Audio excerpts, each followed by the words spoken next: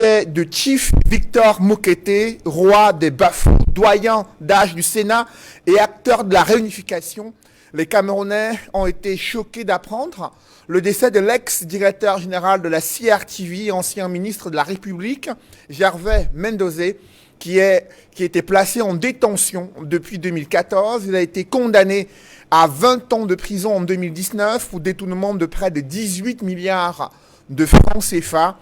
2 ans après cette lourde sentence, son état de santé s'est détérioré à tel point que des images diffusées sur les réseaux sociaux ont suscité la consternation. Au lendemain de son décès, l'actuel directeur général de la CRTV, Charles Ndongo, déclare que le professeur Gervais Mendozé a bénéficié de la grâce présidentielle et son état de santé a fait l'objet d'une attention particulière du chef de l'État, précisant que l'universitaire est mort dans l'ambulance médicalisée du palais présidentiel. Un proche de la famille Mendozé, David Eboutou, conteste cette version des faits et déclare que la situation sanitaire du professeur Gervais Mendozé nécessitait une série d'examens à faire au centre des urgences à Yaoundé, mais les ambulances disponibles n'avaient pas de cylindre d'oxygène médical. C'est à cet instant que la famille Mendozé a saisi la présidence de la République pour leur présenter la situation. Accord sera donné pour qu'une ambulance du palais présidentiel se rende à l'hôpital central où était interné Gervais Mendozé après avoir effectué les examens médicaux au centre des urgences de Yaoundé. Le professeur Gervais Mendozé est ramené au service de réanimation à l'hôpital central de Yaoundé. Il meurt dans son lit d'hôpital, selon David Eboutou, proche de la famille. Dès lors, un torrent de réactions s'ensuit, parmi lesquelles la réaction de Joseph Lé, éploré, le cœur meurtri, les yeux larmoyants. Le ministre de la fonction publique rend des hommages éternels à celui qui fut le parrain de son mariage religieux en 1989. Charles Ndongo, actuel directeur général de la CRTV, salue sa loyauté indéfectible au couple présidentiel. Maurice Kamto, quant à lui, rappelle qu'il est mort en détention dans l'indifférence inhumaine et une indifférence froide d'un pouvoir qu'il a pourtant servi avec zèle. Ces conditions de décès du professeur Gervais Mendozé illustrent-elles le cynisme et l'ingratitude du pouvoir en place, comme l'affirme le président du MRC? Ces conditions de détention de Gervais Mendozé et sa lourde sentence de 20 ans d'emprisonnement n'ont pas découragé les gestionnaires des fonds Covid-19 présumés impliqués dans les malversations financières détectées par la Chambre des comptes. Alors que le président de la République a instruit des enquêtes judiciaires contre les auteurs des détournements de fonds Covid, le secrétaire général de la présidence de la République annonce qu'il est désormais l'ordonnateur du Fonds spécial de solidarité nationale pour la lutte contre le coronavirus. Une task force est même créée à la présidence de la République et c'est désormais le chef de l'État qui doit valider la ventilation des fonds Covid-19 et les actions stratégiques à mener dans le cadre de la riposte. Comment en est-on arrivé à un tel scandale de malversation financière dans la gestion des fonds Covid? La création d'une task force anti-Covid à la présidence est-elle un désaveu du gouvernement? Cela va-t-il résoudre l'épineux problème de gestion d'une pandémie de plus en plus meurtrière au Cameroun? Ces différentes annonces faites par le secrétaire général de la présidence de la République sont-elles impulsées sous la pression des bailleurs de fonds? Et qu'en est-il de la lutte contre la corruption au Cameroun et de la gestion des fonds destinés à la finition des travaux, aux travaux de finition du complexe sportif d'Olembe à Yaoundé? Ces questions brûlantes de l'actualité constituent l'ossature de droit de réponse. Mesdames, Messieurs, bienvenue dans cette émission où le choc des idées fait jaillir la lumière. Et pour cette nouvelle édition de droit de réponse, je reçois sur ce plateau Maître Emmanuel Pincy. Bonjour. Bonjour Cédric et bonjour à vous, millions de téléspectateurs. C'est une actualité qui est très brûlante. Et en parlant des morts, je dois également rendre hommage à un camarade de classe et ami qui est Martin Aristide Okuda, qui a été ministre des Travaux publics, ministre du Plan, et qui est président du conseil d'administration de la SCB, de la banque, et qui est décédé hier à Paris. Nous avons un problème qui très grave, qui est celui de la multiplication des morts au Cameroun. Quand nous avons quelque chose que les gens perçoivent qui peut entraîner une crise institutionnelle sur la fête de compte, qui a un certain ordre, une sorte de géontologue de qui est en train de diriger le pays et gouverner ce pays. Donc par conséquent, je crois que moi je rends hommage au professeur Médosé que j'ai rencontré pour la première fois il y a une vingtaine d'années à Yaoundé au Mont-Fédé. C'est quelqu'un qui était très simple et il a des conditions pour tout à l'heure nous aurons l'occasion On va en parler tout à l'heure. de la grâce et qui à mon avis n'existe pas. Merci, Maître Emmanuel Pensy, d'être avec nous. Vous êtes avocat au barreau du Cameroun, avocat au barreau de Paris, analyste politique. Merci d'être avec nous sur ce plateau. Et juste en face de vous, c'est Maître Claude Assira qui nous a rejoint ce dimanche sur le plateau Droit de Réponse. Maître Claude Assira, bonjour. Bonjour Cédric Noufélé. Merci d'avoir accepté notre invitation. Merci de votre invitation et merci de me recevoir. Et sur le plateau de Droit de Réponse, il est éditorialiste au quotidien La Nouvelle Expression, consultant sur Droit de Réponse, Edmond Cambien. Bonjour Edmond. Bonjour Cédric Noufélé, je salue tous les panélistes ici présents. J'adresse, comme d'habitude, mes salutations sincères et cordiales aux millions de téléspectateurs fidèles de cette émission, ainsi que ma sincère affection. Sur le plateau de Droit de Réponse ce dimanche, il est cadre militant du mouvement pour la renaissance du Cameroun, qui est avec nous, Pierre-Emmanuel Bignam. Pierre-Emmanuel, bonjour. Bonjour Cédric.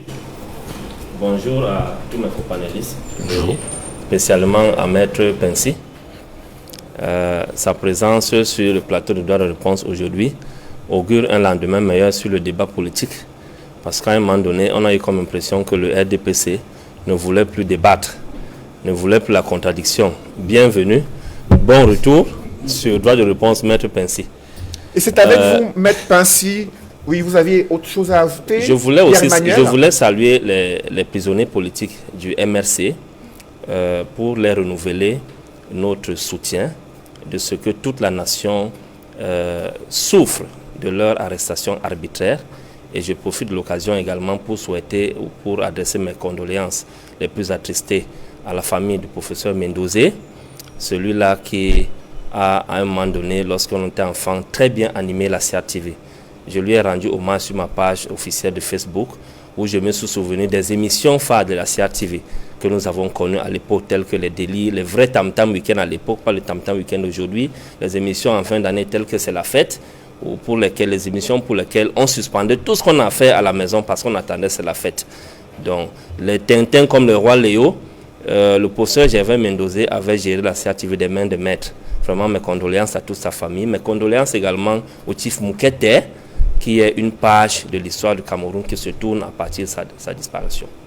Et d'entrée de jeu avec vous, Maître Emmanuel Pensy, cette affaire Mendozé, quelques semaines seulement avant son décès, il y a eu cette information sur une supposée grâce présidentielle que personne n'a vu, du moins le décret, et surprise totale au lendemain de son décès, ou quelques heures après, c'est le directeur général de la CRTV qui déclare qu'il a bénéficié d'une grâce présidentielle et qu'il s'est montré plutôt discret sur cette décision du chef de l'État selon Charles Ndongo. Comment vous réagissez, vous, en tant que juriste et avocat, concernant une telle décision en rapport avec la situation judiciaire du professeur Gervais Mendozé?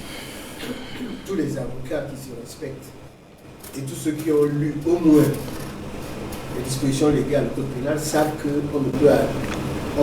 peut y avoir droit de grâce que lorsqu'il y a une décision qui a autorité de la chose jugée. C'est-à-dire lorsqu'il n'existe plus de voie de recours.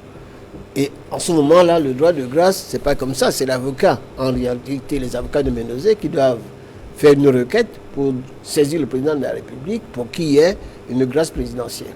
Je crois également savoir, enfin je ne sais pas si c'est vrai, que Mendozé avait d'autres procédures qui étaient en cours. Je ne sais pas si la procédure où il a été condamné à 20 ans est définitive ou bien si c'est pourvu en cassation. Donc ça également, c'est les éléments. Tout ce qu'on sait, c'est qu'il n'existe pas, en ce qui le concerne, un décret parce que les dispositions de la loi sont strictes. Et on oublie, le président Biya, c'est quelqu'un qui a un DES de droit. Donc c'est un juriste. Donc il ne va pas violer la loi tout simplement parce que c'est Mendozé. Le problème de Mendozé, c'est pas par l'émotion. Les décisions sont là 20 ans. S'il a fait un pourvoi, certainement la décision n'est pas définitive. Il y a d'autres décisions qui sont en cours. On ne peut donc pas dire qu'on le gracie parce que les décisions sont encore là. Ça, moi, je pense qu'Assira, tout à l'heure, va vous donner encore un autre développement.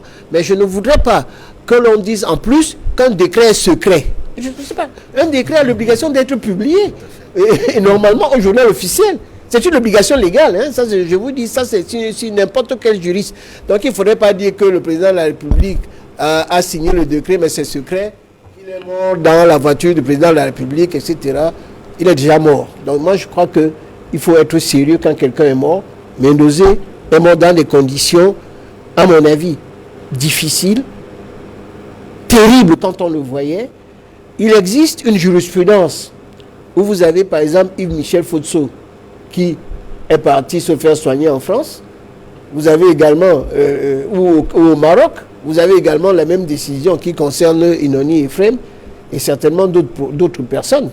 Et je crois que si c'est ce qu'on devait faire, pour que ce soit équitable pour tout le monde, il faudrait que tous ceux qui sont dans des situations difficiles en prison actuellement puissent bénéficier des mêmes droits.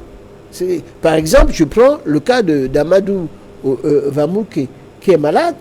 Au bout de 65 renvois, on n'arrive pas à apporter la preuve. Tout à l'heure, nous allons discuter sur ce qu'on appelle tout ce qui concerne les problèmes de tenant public et la manière dont c'est géré au niveau du tribunal criminel spécial. Non, on va en parler tout à l'heure. J'aimerais avoir la réaction de Maître Claude Assira sur cette grâce présidentielle qui est brandie aux yeux de l'opinion publique au moment où les images choquantes d'un Gervais Mendozé complètement affaibli, gravement malade, circulent sur les réseaux sociaux. Et il y a une insistance après son décès sur cette grâce présidentielle, cette attention particulière du chef de l'État. Est-ce que vous y croyez concrètement?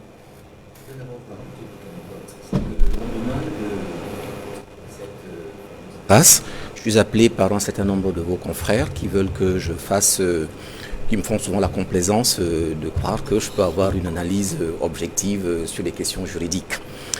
Mais je leur demande justement de me produire d'abord le texte sur lequel ils souhaiteraient que je puisse me prononcer, parce que sinon je risque de passer pour quelqu'un d'un peu superficiel et léger. Donc ils me disent non, il n'y a aucun problème, on en a la certitude, on va vous le rapporter. On l'a attendu, midi, 13h, d'autres journalistes sont arrivés avec exactement la même requête. Ce document n'est jamais venu. Je pense que s'il n'est pas venu, sachant que les journalistes habituellement sont des personnes qui sont relativement tuyautées, c'est d'ailleurs prévu comme tel par la loi, puisque la loi protège les sources du journaliste, donc ce n'est pas péjoratif que de le dire. Donc théoriquement, qu'un journaliste puisse avoir une source ne devrait pas être quelque chose d'anormal. Or là, en l'occurrence, je n'ai jamais vu ce décret. Or, ce décret de grâce apparaît pour la première fois le lendemain de la mort, enfin au moins dans l'évocation officielle et publique, dans les termes que vous venez de l'indiquer. Moi, je pense à titre personnel que, sans doute, le directeur général de la CRTV est dans son rôle. Peut-être lui a-t-on présenté un document qu'il a peut-être vu ou cru ou interprété comme tel. Je ne veux pas remettre en cause la sincérité de ces allégations, de ces affirmations. Mais l'analyse que vient de faire Maître Pincy, d'un point de vue juridique, me paraît quand même relativement, nous amène à faire douter de l'existence réelle de ce document. Si vous permettez juste 2 petites secondes pour expliquer à vos téléspectateurs que la grâce est une mesure normale, ordinaire, enfin normale, je veux dire légale. Elle est prévue comme telle par la Constitution et elle a été laissée au président de la République. On peut protester philosophiquement. Moi, je suis totalement opposé à l'idée d'une grâce parce que je ne vois pas ce que vient faire le président de la République dans le fonctionnement de la machine judiciaire, surtout quand elle s'est déjà prononcée. Il n'en demeure pas moins que c'est la situation aujourd'hui. Le président de la République français comme le président de la République camerounais interfèrent malheureusement, de mon point de vue puriste, dans le cours de la justice. Donc le président de la République a la possibilité de le faire, sauf que c'est une possibilité qui reste encadrée. Il faut que la décision sur laquelle la grâce intervient soit une décision définitive. Or, en l'occurrence, et Maître Pencil l'a indiqué, la décision sur laquelle on est en train d'épiloguer faisait encore l'objet d'un recours, donc par conséquent, il ne pouvait pas être possible qu'il y ait une grâce là-dessus. J'ai écouté, et je crois d'ailleurs que je vous ai fait un petit message là-dessus, je vous ai écouté la semaine dernière sur ce sujet, et je me suis permis, j'ai trouvé l'analyse d'Edmond particulièrement limpide et pertinente sur le sujet. Il y avait une deuxième possibilité qui était l'interruption, l'arrêt des poursuites, qui elle aussi échappe au président de la République.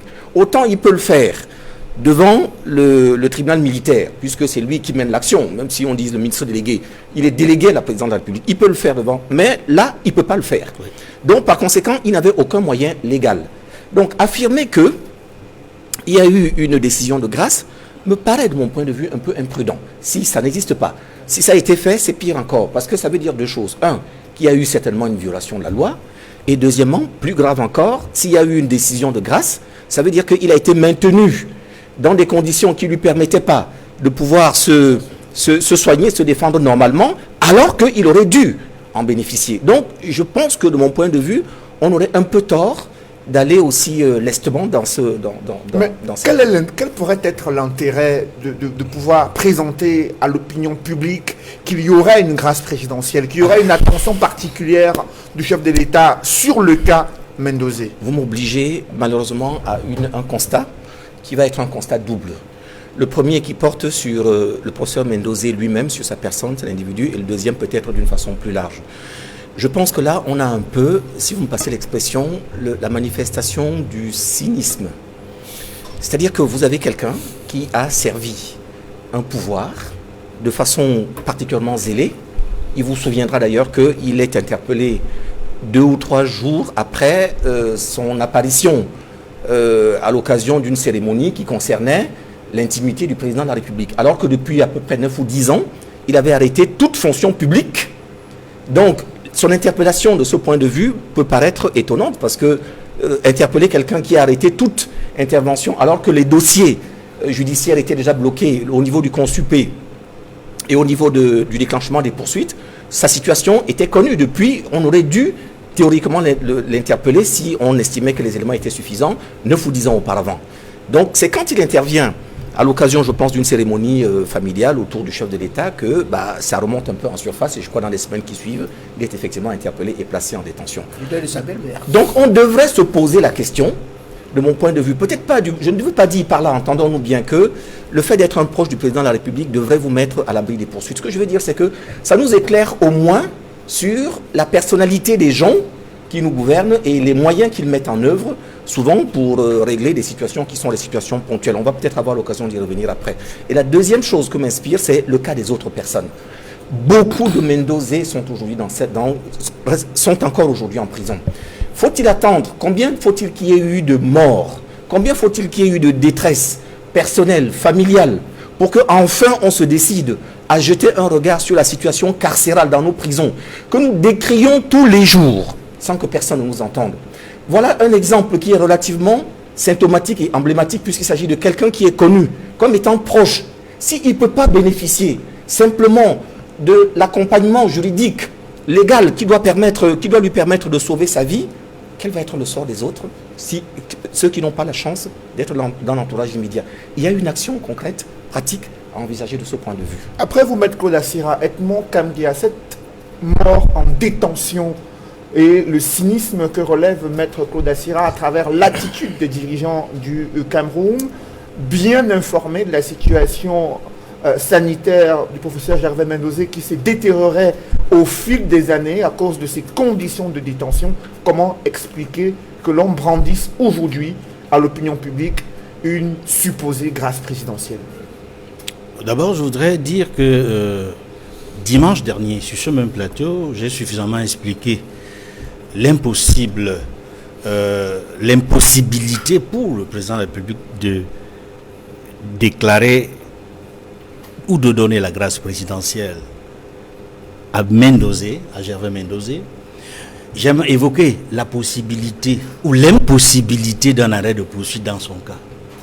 Et c'est dans ce sens d'ailleurs que je m'associe, n'est-ce pas, aux interventions des 2 précédents avocats qui vont dans le même sens que j'ai développé dimanche dernier et que je continue à soutenir, que je partage, Parce que dans le cas Mendoza, il est très clair que quand le président de la République doit accorder une grâce présidentielle, il faudrait que la condamnation soit définitive. Or, il n'y a pas de certitude que le condamné, aujourd'hui, Dekouios, défunt, ait eu, dans cette affaire ou dans d'autres affaires éventuelles, une ou d'autres ou plusieurs condamnations définitives. Donc, dans son cas, il est clairement certain de dire que ceux qui valident la rumeur, ou alors le directeur général de la CRTV qui a laissé croire qu'il y aurait une grâce présidentielle, qui a été tenue secret, on ne sait pour quelle raison. Je dois dire une chose, et c'est très important. Il faudrait que ceux qui ne sont pas habitués au droit, ou qui ne connaissent pas le droit, ne s'aventurent point, pour ne pas dire des choses ignobles, des choses inexactes, pour ne pas dire des conneries. Surtout quand on occupe des postes de responsabilité importantes. Surtout lorsqu'on est à la tête d'une chaîne de médias nationale qui est censée donner la bonne information à l'opinion publique nationale et internationale. Je m'insurge là-dessus parce que c'est grave ce que le patron de la CRTV a déclaré. Maintenant, je continue à reprendre votre question pour dire que cette façon de faire montre, et je vais dans le même sens que Maître Assira, qu'il y a eu quelque part du cynisme. Et en politique, on le sait, il y a beaucoup de cynisme. Mais pourquoi, dans le cas de Gervais Mendoza, qui a été déjà condamné à plusieurs années de prison pour détournement de plusieurs dizaines de milliards, et qui s'est retrouvé, et c'est ça qui choque le plus, dans une situation de santé difficile, très difficile, et dont on a pu voir une vidéo circuler sur les réseaux sociaux qui montrait suffisamment la situation dans laquelle il vivait en prison et qui s'est retrouvé dans un centre sanitaire pour des soins. On l'a vu presque parti, c'est-à-dire dans la vidéo, on le sent en train de partir, pour ne pas dire mourir, parce que partir c'est mourir. Parce que la rumeur a circulé quand il était encore vivant. Et plus grave, la dernière déclaration faite, dans le même sens que la rumeur, survient après sa mort. C'est très grave. Je pense que la proximité que Gervais Mendoza a eue avec le chef de l'État, avec les différents gouvernements, je ne suis pas partisan de la discrimination, aurait milité en faveur, sinon des soins assez particuliers pour cet ancien proche collaborateur du chef de l'État. Je ne reviendrai pas sur les éléments de sa proximité qui sont énormes, entre les deux familles d'ailleurs. Si donc il aurait pu bénéficier de quelques particularités, je ne dirais pas de largesse au niveau de ses soins, et eu la faveur de bénéficier d'une évacuation sanitaire comme l'ont bénéficié d'autres détenus, la moindre des choses aurait été que son suivi en prison, comme ceux d'autres détenus, soit dans les meilleures conditions. Et cela pose, et c'est ça le vrai problème que pose la disparition de Gervais Mendoza, le problème de l'humanisation des lieux de détention au Cameroun. À Yaoundé, à Douala, à Bafoussam, à Bouya, à Garoua, comme partout ailleurs, les lieux de détention au Cameroun sont de véritables mouroirs.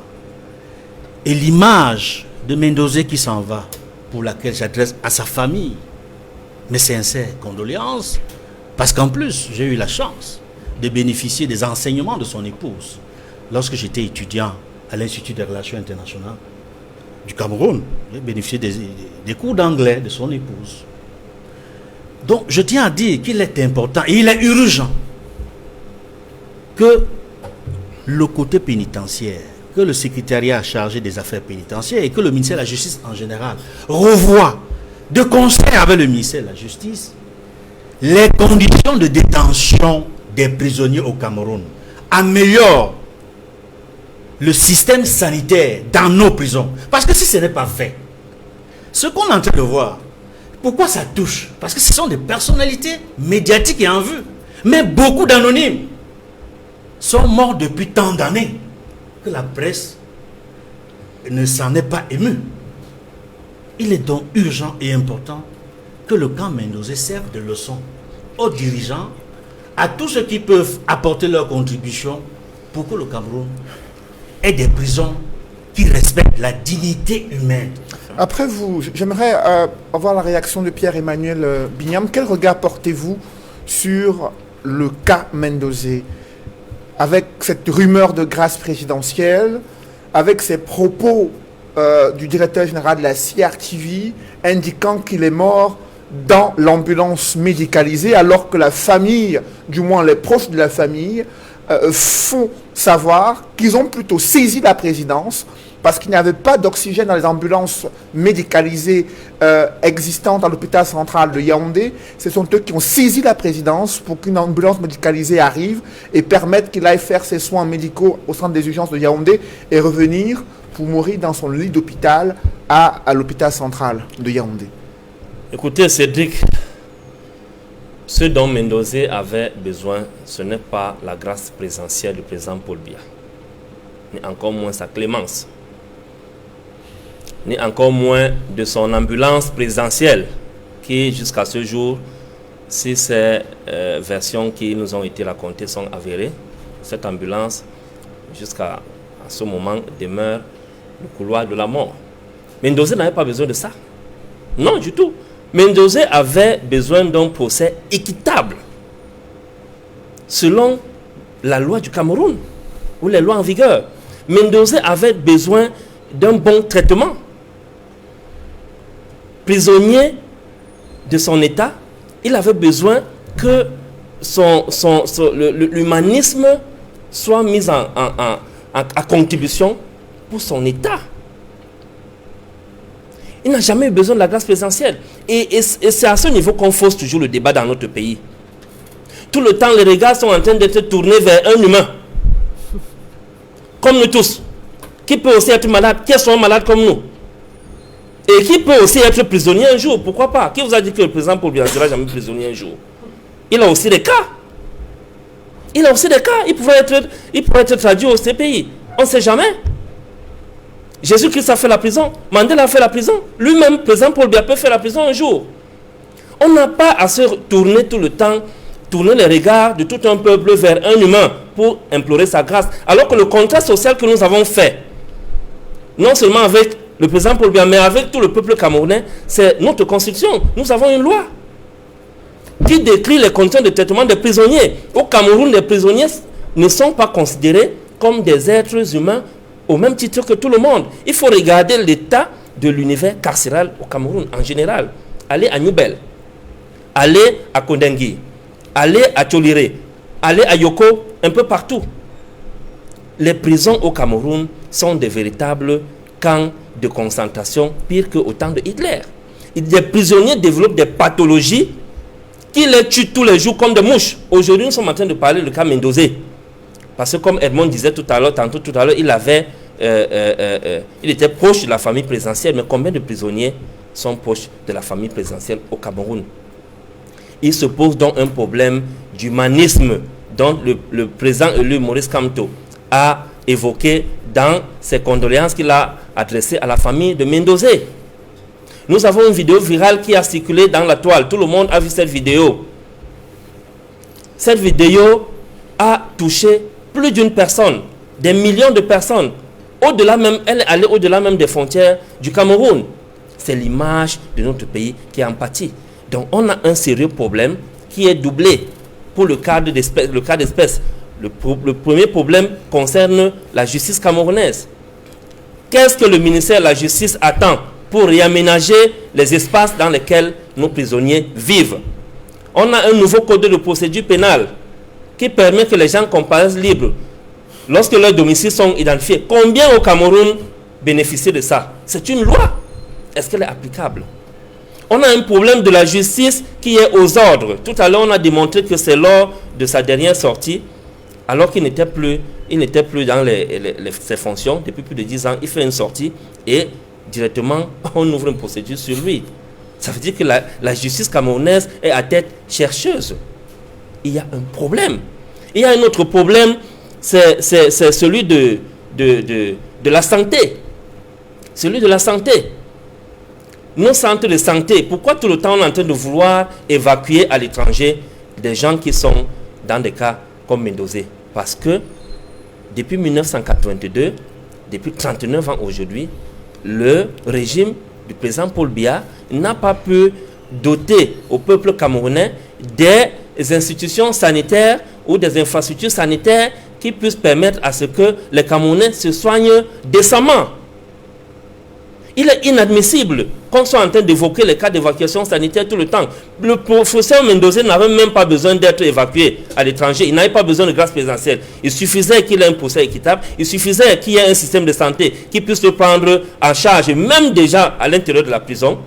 Peut-être qu'il ne serait pas mort aujourd'hui. Donc, c'est autant de problèmes qui s'opposent. C'est un problème, le problème général ici, c'est la malgouvernance. La malgouvernance dans laquelle le régime de Paul Biya nous a plongé jusqu'à ce jour. Et l'un des mots de cette malgouvernance, Maître Emmanuel Pincy, c'est l'inéquité dans les procédures judiciaires décriées par vous, avocat au barreau du Cameroun depuis de nombreuses années, et surtout dans ces procédures concernant des justiciables devant le tribunal criminel spécial. Qu'en est-il réellement à la lumière du cas Mendoza?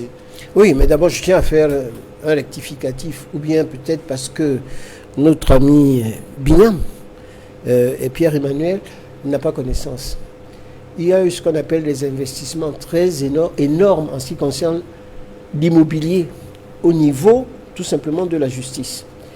À Yaoundé, 15 milliards pour faire le TCS. À Douala également, des montants très importants pour faire des prisons. Il y a un certain nombre de tribunaux qui existent déjà, Bangante un peu partout, pour améliorer également l'univers carcéral. J'avoue que lorsque j'ai été membre du Conseil de l'Ordre, nous avons fait une visite à la prison de New-Bel, qui devrait accueillir à l'origine 500 prisonniers. Et ce jour-là, il y avait 3789 personnes. Et lorsque nous sommes arrivés à l'intérieur, nous avons visité ce qu'on a appelé à l'époque l'infirmerie. Il n'y avait même pas l'ASPRO. Et lorsque le colonel Etondejade lui rendre visite quand il était malade, effectivement, il a fallu la bienveillance du procureur général Ndjodo, qui est actuellement procureur général à la Cour suprême, pour qu'on le mette à l'hôpital. Au niveau des hôpitaux également, il y a un certain nombre d'efforts à faire, mais ces efforts sont insuffisants. Vous avez un certain nombre d'hôpitaux généraux. Moi, je me souviens une fois, j'avais un problème de dents. Pour qu'on me fasse une radio de dents, j'ai cherché dans tout Douala. On m'a dit qu'il faut aller à l'hôpital général de Yaoundé. Je suis allé à l'hôpital général de Yaoundé. La machine était en panne. Ne parlons pas des scanners. Oui, c'est un véritable problème. Et s'agissant des personnes qui sont en prison, c'est une obligation légale de les soigner. On ne les soigne pas. Et c'est pour cela que tous ceux qui sont en prison et ils crient, ils ne sont pas les seuls. Vous avez eu des cris, ces jours-ci, dernièrement, un ancien directeur général de la CRTV qui a demandé en disant qu'il y a la Covid-19 dans sa chambre, il est malade et n'arrive pas à se faire soigner, jusqu'à ce que demain encore. Or, quand vous êtes directeur général de CRTV, vous êtes un proche du président. Moi, je me souviens un jour, dans une discussion que j'ai eue avec mon ami, il est en prison actuellement, Mebara, qui était à l'époque secrétaire général de la présidence. Le chef d'État était revenu d'une mission à l'étranger et lui avait posé la question, quand on allait l'accueillir à l'aéroport, il lui a posé la question, comment va M. Vamouké? Il va bien? Et il lui a dit, ah Amadou, si le président pose des questions comme ça, toi tu peux rester tranquille, on ne va jamais t'inquiéter. Or, on se trouve dans une situation aujourd'hui, dans des procédures inéquitables. Nous avons en tant qu'avocats reproché d'abord au TCS plusieurs choses. D'abord, le fait que ce soit à Yaoundé.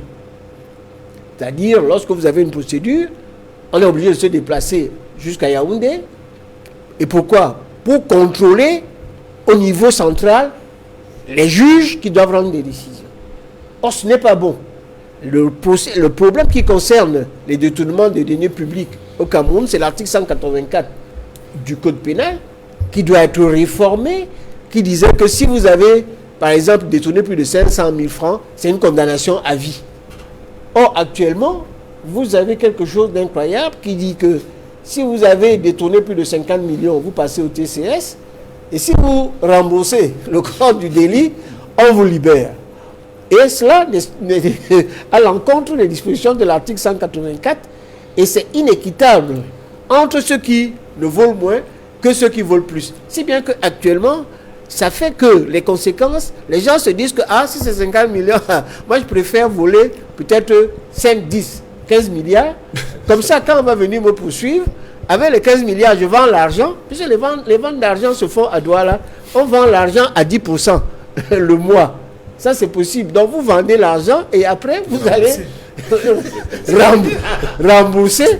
Et comme les magistrats sont ce qu'ils sont, ils vont aussi demander leur part que vous allez donner. Moi, je le dis en connaissance de cause parce qu'il existe la corruption. Or, quand le texte dit que c'est le ministre de la Justice qu'on doit voir pour que lui, il écrive pour dire qu'il faut arrêter les poursuites et sortir la personne. Nous avons le cas de Atamanakuna, qui semble-t-il aurait remboursé l'argent, mais on le maintient là pour des raisons que ceux qui sont initiés savent. Et cette raison-là, que les gens ne savent pas, c'est que lorsqu'il a créé la société marocaine, mais c'est lui-même qui est à l'intérieur comme l'un des principaux actionnaires. Et dans le cadre de la convention qui a été signée avec les Marocains qui sont partis, eh bien, on se retrouve dans une situation où des milliards sont partis en fumée. Et il se dit que ce monsieur qu'on a arrêté lorsqu'il est parti au Nigeria avec plusieurs milliards en poche, ça veut dire qu'on ne veut pas le laisser parce qu'on sait que même s'il rembourse cet argent, il a encore beaucoup d'argent derrière. Donc, je crois que ce qu'on est en train de dire, c'est le fait qu'il faut réformer. Vous avez, par exemple, vous êtes à Kousséri.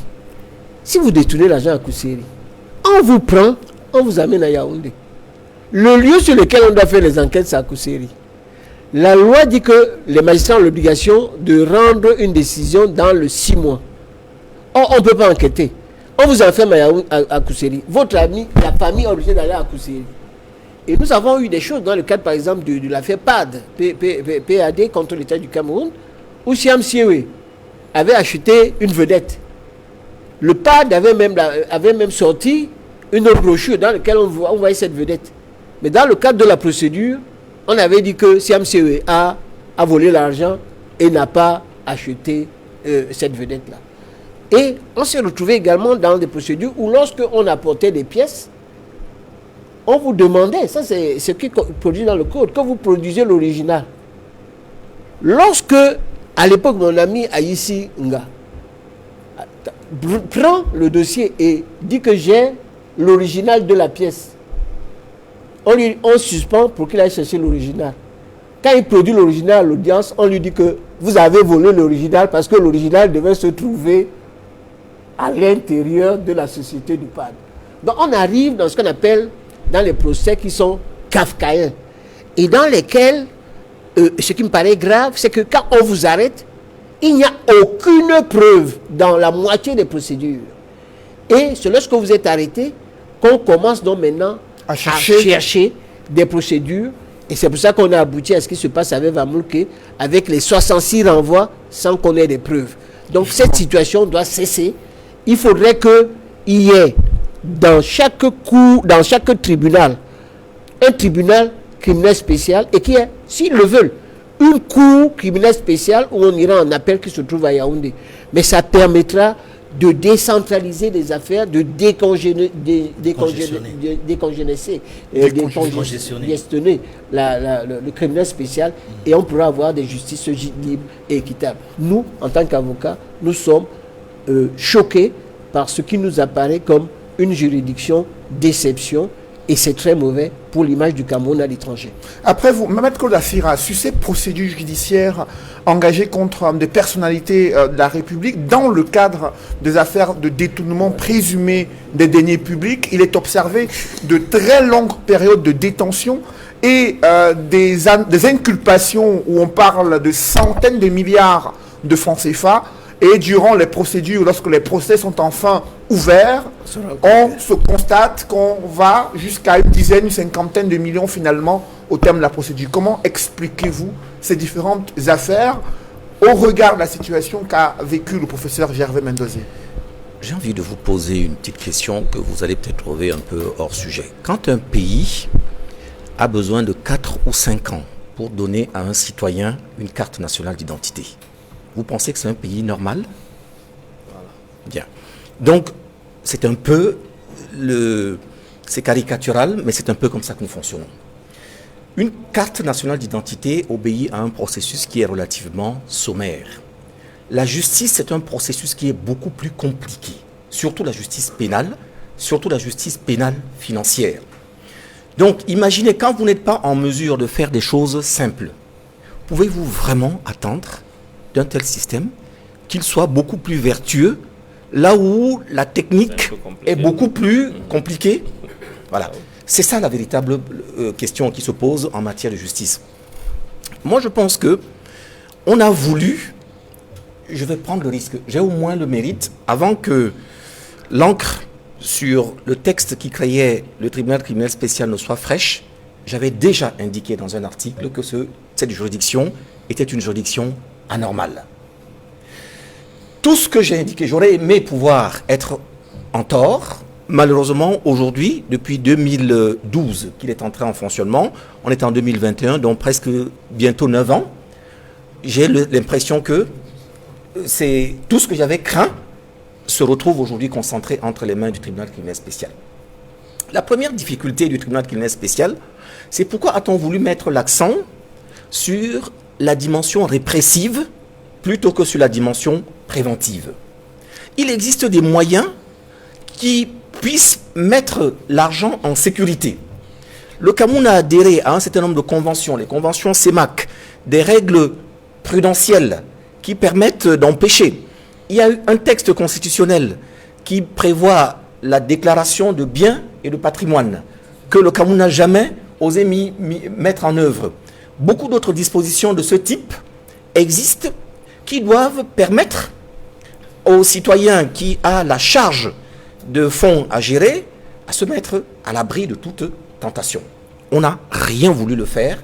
Pire, on a enlevé les dispositions qui existaient dans le projet de code pénal avant celui-ci de 2016. On les a enlevés délibérément. Donc on a dit aux gens, allez-y, gérez. Maintenant, nous allons voir au petit bonheur la chance, en fonction de tel ou tel paramètre, on va essayer de voir dans quelle mesure on va déclencher les procédures. Et donc, du coup, à partir du moment où vous avez des procédures qui sont encadrées, pilotées, je vous l'ai dit tout à l'heure de façon anecdotique s'agissant de M. Mendozé, qui avait déjà son statut pénal, qui était arrêté depuis un certain nombre d'années, mais on a décidé à un moment donné, c'est au moment où celui qui doit prendre la décision appuie sur le bouton, que la machine se mette en route. Bien, donc, on peut se douter que s'il y a quelqu'un pour déclencher la procédure à sa convenance, ça va être le même qui risque d'être quelque part, également au moment de l'instruction, et il pourrait y avoir des chances que ce soit aussi le même qui soit quelque part au moment du rendu de la décision. Donc par conséquent, le mécanisme, la traçabilité de la décision en matière de poursuite pour les infractions des atteintes à la fortune publique est tellement opaque que la question à laquelle vous me soumettez ne relève pas du tout. Je pense qu'il me faudrait, enseigner parfois à des étudiants un peu le droit, mais je crois que là-dessus, j'ai besoin moi-même de me remettre à 8 années d'études pour arriver à comprendre ce qui a pu être dans l'esprit et du législateur et des auteurs des poursuites pour avoir le système tel qu'on l'a aujourd'hui en matière d'atteinte à la fortune publique. Et parlons des auteurs de poursuites, Edmond Kamgia. Il y a eu cette correspondance du ministre d'État, secrétaire général de la présidence de la République, adressée au ministre d'État, garde des Sceaux en charge de la justice, lui instruisant, sur haute instruction du chef de l'État, d'ouvrir des enquêtes judiciaires, d'engager des poursuites judiciaires contre les auteurs, co-auteurs et complices de malversations financières dans le cadre de la gestion des fonds Covid. Et la correspondance indique qu'il y a en copie le rapport de la Chambre des comptes sur la gestion des fonds Covid-19. Quelle analyse faites-vous de cette instruction donnée au ministre garde des Sceaux? D'abord, il faut dire que c'est une bonne instruction et ça rentre dans le cadre d'une opération, j'allais dire, qui a été pratiquement déclenchée par un député de l'opposition. Parce que depuis plusieurs mois, il y a un député du SDF, Jean-Michel Nitieux, qui interpelle le ministre de la Santé sur la gestion de la pandémie Covid, sur tous les dons qu'il a reçus, sur tout l'argent qu'il a reçu. On a vu les effets que cela a produit dans l'opinion publique nationale. On a également vu comment les interpellations de ces députés ont amené des cadres de la République, que ce soit au niveau des partis politiques, que ce soit au niveau de la société civile, à prendre position sur la nécessité d'interpeller le ministre de la Santé et même l'ensemble des ministères qui ont reçu des fonds dans le cadre de la lutte contre la pandémie Covid-19. Et c'est dans ce sens que je situe les hautes instructions, le texte, n'est-ce pas, du ministre d'État, secrétaire général, président de la République, qui, sur la base des hautes instructions du président de la République, interpelle, enfin demande au ministre de la Justice, garde des Sceaux, de bien vouloir interpeller les auteurs, co-auteurs, n'est-ce pas, des personnes concernées par le rapport de la Chambre des comptes, pour qu'il y ait beaucoup plus de lisibilité, beaucoup plus de responsabilité sur ce qui s'est effectivement passé. Et je pense que, vu dans ce sens-là, je peux également situer le cadre dans lequel nous sommes en train de débattre de la question. N'oubliez pas que le FMI est rentré dans le jeu, puisque le FMI veut qu'on lui rende compte, n'est-ce pas, de l'argent qu'il a donné au Cameroun dans le cadre de la lutte contre la pandémie Covid-19. Et quand je mets tout ça ensemble, je me rends compte que, au niveau de la présidence, qu'on l'ait voulu ou pas, le fait que le FMI se soit mêlé pour savoir exactement ce qu'on a fait de l'argent des fonds qu'ils ont donné au Cameroun pour lutter contre la pandémie, cela interpelle le gouvernement. Et aujourd'hui, nous sommes en passe de savoir qui a fait quoi.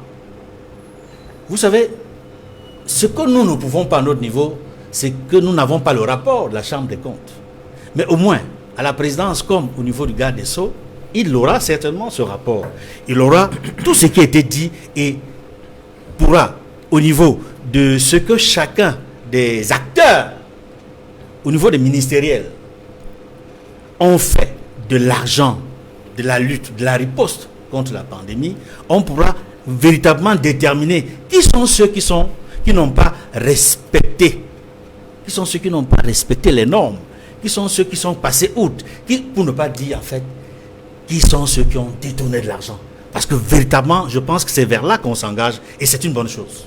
Après, vous, justement, Maître Lassira, je vous en prie, allez-y. 30 petites secondes. Oui. J'apprécie infiniment les analyses d'Edmond habituellement, mais là, je suis en désaccord total avec lui. L'exécutif n'a pas à interférer d'une façon ou d'une autre dans la machine judiciaire. Quels sont les points d'ombre que vous avez identifiés? Ça s'appelle l'empiètement.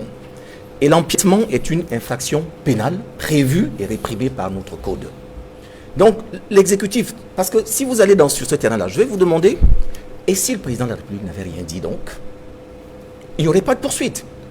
Je ne dis pas qu'il ne faut pas poursuivre, mais il faut pouvoir autonomiser un procureur de la République, une administration institutionnelle doit avoir la possibilité, l'autonomie, la personnalité juridique lui permettant de déclencher par elle-même des poursuites à partir du moment où des infractions ont été constatées. Aller les centraliser à un échelon politique fait nécessairement intervenir une notion d'arbitraire qui doit nous faire peur. Parce qu'à partir du moment où la politique entre par la porte, la justice fuit par la fenêtre. C'est le seul point sur lequel je suis en désaccord avec vous. Alors, lorsque vous évoquez ce point, je souhaite aussi que Maître Emmanuel Pincy puisse réagir. Lorsqu'on parle de malversation financière dans la gestion des fonds Covid, comment en est-on arrivé à un tel scandale? Qu'est-ce que ça signifie pour vous de savoir que la Chambre des comptes a examiné la manière avec laquelle le gouvernement a utilisé les fonds Covid-19 et elle indique, selon la correspondance du secrétaire général à la présidence de la République, qu'il y a eu des malversations financières? Non, je n'ai pas lu le rapport, mais j'aimerais savoir quel est le montant des fonds Covid. Parce qu'on me parle de... Il y avait à peu près 180 milliards de francs CFA. Il y avait également un fonds de solidarité nationale ou plusieurs organismes Ça veut dire que et institutions. à mon avis, il paraît que c'est le double. On nage dans les sommes qui sont énormes. Et sur lesquelles je suis abasourdi. Parce qu'avec les fonds Covid, on aurait conçu pas mal d'hôpitaux de référence. Et on aurait pu avoir... quand on sait qu'aujourd'hui, à Douala, il n'y a pas de tests. Vous allez chercher les tests, vous ne les trouvez pas. Les vaccins ne sont pas présents. On ne sait d'ailleurs pas quel est le vaccin qui va être inoculé aux Camerounais. L'AstraZeneca, tout le monde ne veut pas en parler. Un journaliste, un de vos collègues, a posé des questions pour savoir si le président de la République a été vacciné. Il semblerait que c'est une affaire d'État. Parce que ça aurait posé la question de savoir quel est le vaccin qui va faire en sorte qu'il n'y ait pas d'effet secondaire de nature à entraîner un coup d'État scientifique. Parce qu'on en est là, dans des fantasmes terribles sur cette affaire. Bon, maintenant, et j'approuve totalement ce que dit mon confrère Assira sur le principe de la séparation du pouvoir, que les gens semblent oublier. Tu vois, le pouvoir exécutif, le pouvoir législatif, le pouvoir judiciaire. Et je ne comprends pas, lorsqu'il y a une immixtion en disant que le président de la République a donné l'ordre de faire l'enquête, je crois qu'il faut être plus subtil. Parce que c'est quand même un gouvernement. Il peut y avoir des réunions et à ce moment-là, l'enquête peut être déclenchée, ne serait-ce que par un simple procureur de la République, sur la base de l'opportunité de poursuite. C'est-à-dire, on n'a même pas besoin de lui dire de le faire, on le réunit, le procureur général le convoque, ou le ministre, etc., et il enclenche une procédure. Donc la procédure peut être engagée, vous comprenez. Si la procédure a été faite par, notamment, si on dit que c'est la Cour des comptes qui le fait, et que le dossier soit transmis au président de la République, puisque c'est ça la nouvelle mesure. Avant, c'était le commission de discipline budgétaire qui est comptable, qui envoyait le dossier à la présidence de la République, et le président de la République avait le loisir, comme bon lui semble, d'enclencher une procédure ou non. Or, d'après les discussions que j'ai eues avec pas mal de membres de la Chambre des comptes, ils m'ont dit que c'est la Chambre des comptes dorénavant qui va le faire. Ça veut dire qu'on va enlever au consup cette force-là, qui est également une force de corruption. Parce que tous les agents, les inspecteurs qui allaient enquêter, prenaient de l'argent chez les directeurs généraux qu'ils allaient enquêter. D'ailleurs, le texte même est clair. Il dit que c'est le directeur général chez qui vous allez enquêter qui doit payer votre hôtel, vous donner l'argent de poche, etc. Ce qui est une anomalie au niveau du droit et s'entraîner des corruptions. Et sur ce qui s'est passé, il faudrait que, je souhaiterais que le gouvernement soit plus subtil dans le cadre de, c'est-à-dire qu'il n'y ait pas cette propension tous les jours, on attend, le SGPR a écrit une lettre, a donné des instructions au ministre de la Justice, ça n'existe pas. Il faut arrêter ça. Il faut que ça... Alors, quand le secrétaire général de la présidence de la République s'adresse directement à un ministre, sans passer par le chef du gouvernement, lui donnant directement les instructions du chef de l'État, c'est devenu une culture gouvernementale chez nous. Non, je suis en train d'expliquer que la justice est très différente. La justice est différente du fait de la séparation des pouvoirs. Le SGPR, PRC, qui a les pouvoirs du président de la République, souvent maintenant passe par le Premier ministre, et pour être, disons, poli, il écrit au secrétaire général pour lui donner les instructions au Premier ministre, parce que dans la hiérarchie, c'est le Premier ministre qui arrive avant lui. Mais dans les faits, pratiquement, c'est lui le numéro 2. Bon, et je dis, il y a une sorte de dérive qui fait en sorte que, d'ailleurs, si vous vous rendez compte, le secrétaire de la présidence est vu maintenant comme l'homme le plus puissant et le plus détesté, en même temps du Cameroun, qui fait l'objet d'un certain nombre d'accusations, souvent qui sont même fausses. Donc on l'accuse de tout et de rien. Et je me réjouis du fait que, sur ce point-là, que le président de la République veuille maintenant avoir un œil sur la gestion des fonds Covid, qui sont des fonds très importants. Et que lorsque le ministre de la Santé faisait des conférences de presse quotidiennes pour dire il y a eu tel nombre de ceci, on a fait ça, je souhaiterais également, par rapport à ce qu'a fait Nietzsche, qui était de faire la demande pour savoir ce que c'est, qu'on soit plus clair. Le ministre de la Santé, d'ailleurs, s'est défendu. Oui. Et a demandé d'ailleurs que Ninche vienne le voir. Il semblerait que les fonds ont été distribués dans un certain nombre de ministères. Je ne sais pas pourquoi. Oui, oui. Et je ne comprends pas pourquoi. C'est parce que c'est quelque chose qui me dépasse. Donc, à un moment donné, il faudrait... Parce que si c'était une distribution d'argent à un certain nombre de personnes, le Cameroun a besoin actuellement, avec, je dis, la Covid-19, que tous les jours, les gens meurent. Et vous voyez, tous les jours, les gens meurent et personne ne sait. Vous allez, il n'y a pas de test, il n'y a pas de vaccin, il n'y a rien. Et vous me dites 160 milliards ou 100 ou 280 ou 300, le FMI s'en mêle, ça veut dire tout simplement que là, nous atteignons les sommets et ça a besoin de clarté pour réparer l'image du Cameroun.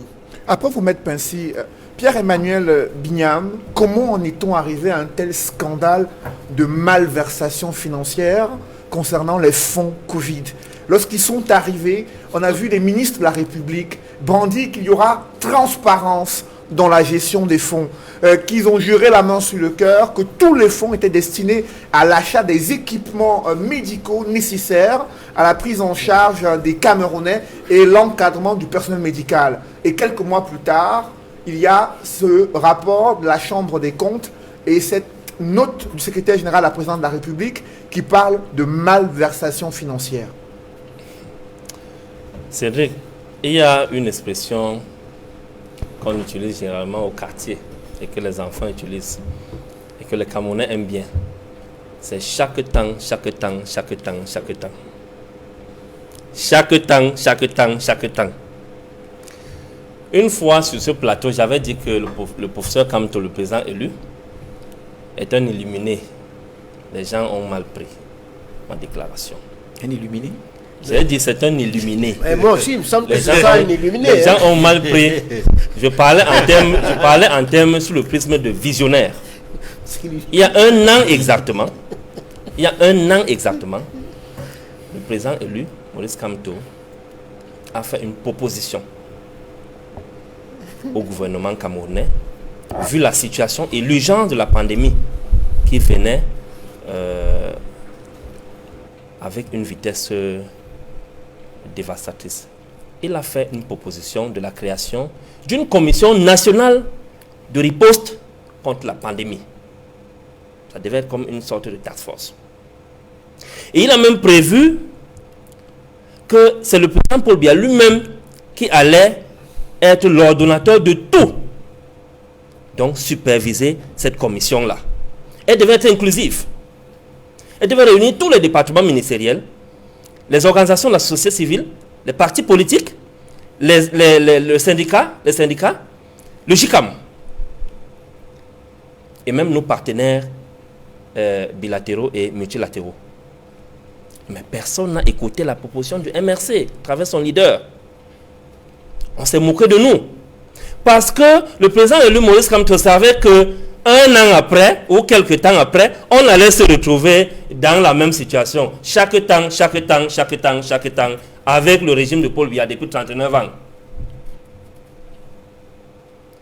Il savait que les problèmes de détournement de ces fonds-là allaient se poser. Aujourd'hui, on constate que le gouvernement camerounais réagit suite à la sortie du FMI. Donc, si le FMI n'avait même pas brandi ce rapport-là, les lignes ne seraient pas en train d'être bougées aujourd'hui. Quel est réellement le rôle de l'Assemblée nationale dans notre pays? Tout à l'heure, on parlait du principe de séparation de pouvoir. Quel est le rôle de l'Assemblée nationale? Si ce n'est que de questionner l'action gouvernementale. Un député sur 180 est le seul qui s'est levé. Et il a été traité de tous les noms pour dénoncer la situation. Et vous vouliez que le MRC aille se mêler dans ce genre dans cette mare de l'Assemblée nationale là? Pour dire quoi? Pour porter quelle voix? Lorsqu'on démontre ici par les experts du droit que tout compte fait, on constate que c'est une seule personne qui est le décret de déclenchement de toutes les procédures et qui est également à la fin.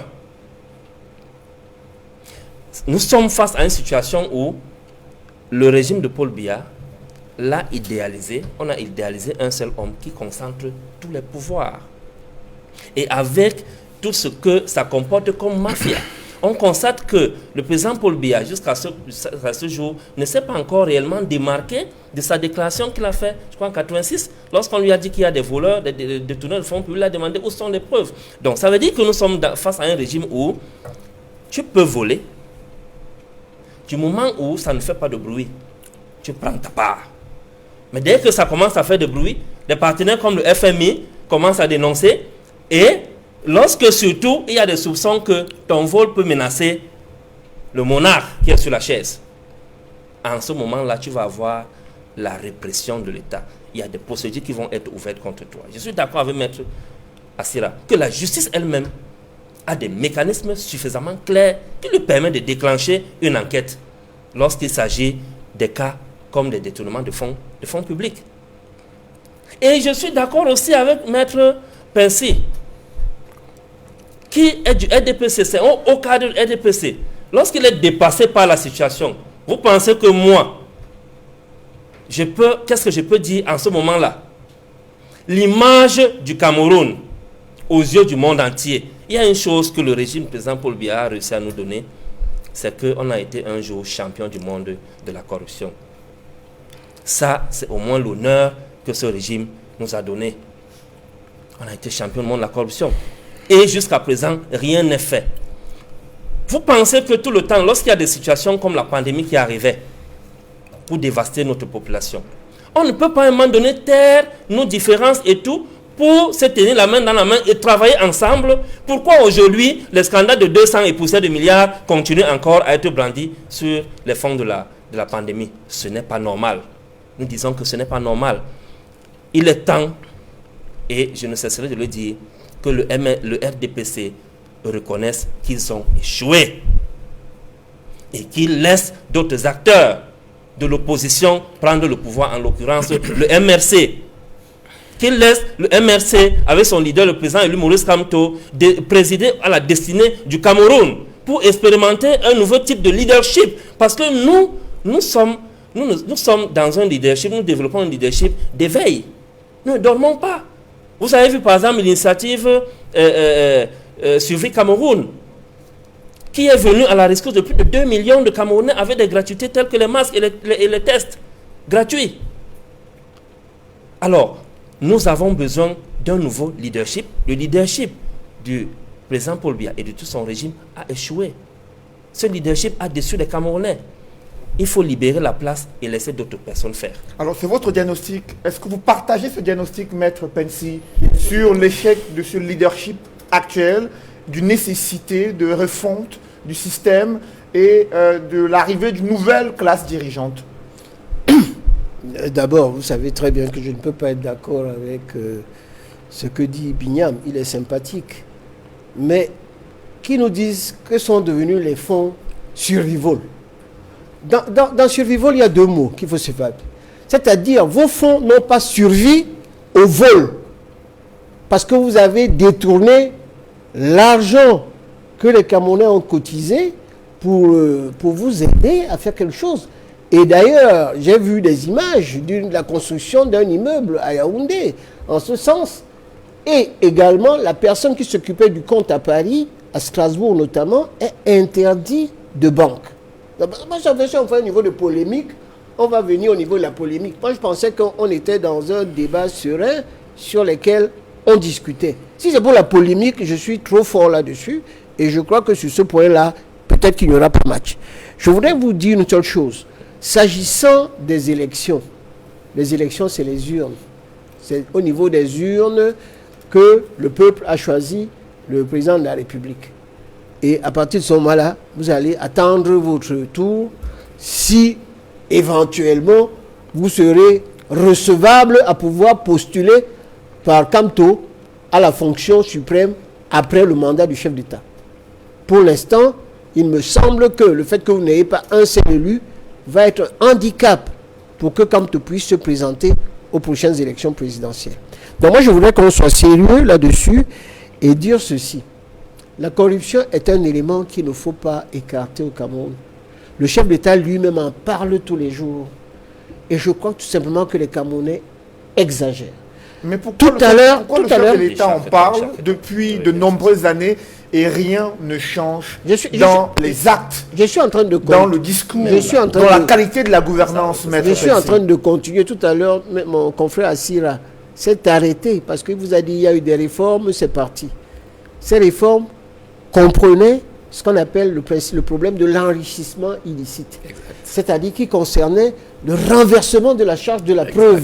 Exact. Ça existe dans plusieurs pays. Tout à fait. C'est-à-dire, il est étonnant qu'un simple fonctionnaire qui a 300 000, 400 000 francs se trouve avec une fortune de 3-4 milliards.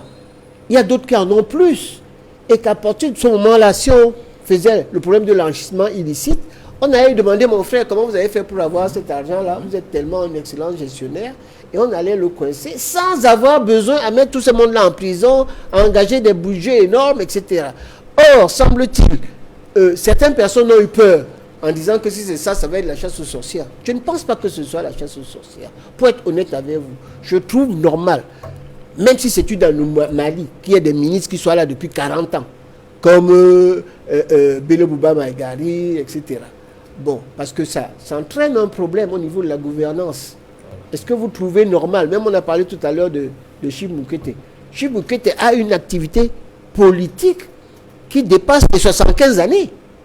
Puisqu'il a commencé, il était parmi ceux qui agissaient en 1960 déjà. En 1960, c'était un jeune homme puisqu'il est né. Bon, mais les autres n'étaient pas nés ici. Voilà, Il a traversé tous les siècles. Espérance. Voilà le monsieur qui est né juste En un peu fonction. après le 19e siècle, qui meurt au 21e siècle. Comme Et il vice-président est toujours au pouvoir. Et pour moi, ça me pose un problème. Quel problème? Je dis, il y a la génération. Est-ce que vous vous rendez compte, etc., que Chief Moukete est l'arrière-grand-père du président Macron? Il a son âge. Est-ce que vous trouvez normal que les hommes politiques, à un moment donné, ne trouvent pas le moyen, même s'ils sont élus à un moment donné, de dire qu'on va commencer à avoir une nouvelle classe dirigeante émergente, élue, qu'elle soit de n'importe quel parti, ok? Parce que c'est le peuple qui est souverain. Il faudrait qu'on en arrive là. Quelles sont vos inquiétudes par rapport à la situation actuelle? La situation actuelle, c'est que à partir du moment où tous les gérontologues, Je suis d'accord avec vous. et pour moi, je me souhaite une longue vie aux anciens qui soient là pour nous donner des conseils. Mais à un moment donné, il faudrait qu'ils passent le témoin. Ça fait partie au point de vue historique. Nous avons eu ça en France dans une affaire, c'était les élections qui concernaient le RPR. Il y avait un ministre en France qui était Premier ministre, Couve de Murville. Et Couve de Murville a voulu se présenter aux élections sénatoriales. Quand il avait plus de 82 ans, on lui a dit que non, vraiment, on ne peut plus te prendre. Bien sûr. Malgré tout le respect qu'on te donne, on ne peut plus le prendre. Je crois que c'est un vrai problème au Cameroun de savoir donner la place aux jeunes. Comme si les jeunes n'étaient pas suffisamment compétents pour pouvoir avoir... Or, ceux qui sont au pouvoir actuellement sont arrivés au pouvoir très jeunes. Le chef d'État lui-même est arrivé là comme président à 49 ans. Tout à fait. Et il avait Tout à fait. des fonctions très importantes au niveau de la trentaine. Et je souhaite que ce qui s'est passé dans le temps puisse être l'occasion pour qu'il y ait... Et il y a des jeunes qui sont compétents et qui peuvent le faire pour qu'on puisse aller de l'avant. Après vous, maître Claude Assira, pour revenir sur le sujet principal concernant ces cas de malversation financière, au-delà de l'opportunité de poursuite qui pourrait être activée par la justice camerounaise, il y a cette question de transparence et de gouvernance, d'engagement de la part des ministres en 2020 lorsqu'ils reçoivent ces fonds Covid qui viennent de la solidarité nationale et internationale. Ils jurent la main sur le cœur que ces fonds seront gérés avec la plus grande transparence. Pour vous, que signifie cette conclusion de la Chambre des comptes qui ressort à travers la correspondance du secrétaire général de la présidente de la République, à savoir malversation financière? Je vais vous répondre. Je vous assure que je vais vous répondre. Mais je voudrais d'abord embrayer sur le raisonnement qu'a entrepris mon excellent confrère aîné, Maître Pincy, tout à l'heure, qui n'a pas voulu répondre à la question que vous lui posez, qu'est-ce qui pose problème? Je pense vraiment, en toute humilité, qu'autrefois, on a eu un problème de volonté politique de lutter contre la corruption. La volonté de le faire. Malheureusement, le président de la République, sans doute, si j'employais le mot, ça pourrait être péjoratif, vu du côté du président de la République, mais peut-être par ingénuité, par naïveté, a peut-être pensé qu'en indiquant qu'il voulait les preuves, il croyait bien faire, ce qui est normal dans la légalité, sauf que, sur le terrain d'efficacité, d'autres ont pensé que cela voulait dire que tant qu'ils ne se feront pas prendre, ils peuvent y aller sans aucun problème. Donc il y a eu au début un problème de volonté politique. Aujourd'hui, le problème est un problème de capacité politique. Je m'explique. Je vous en prie. Si on voulait aujourd'hui lutter contre la corruption, y arriverait-on? Ce sont les mêmes personnes, et Maître Pincy l'a très bien indiqué, qui sont aux affaires depuis des décennies. Vous ne pouvez pas leur demander de se couper un bras, de scier la branche sur laquelle ils sont assis.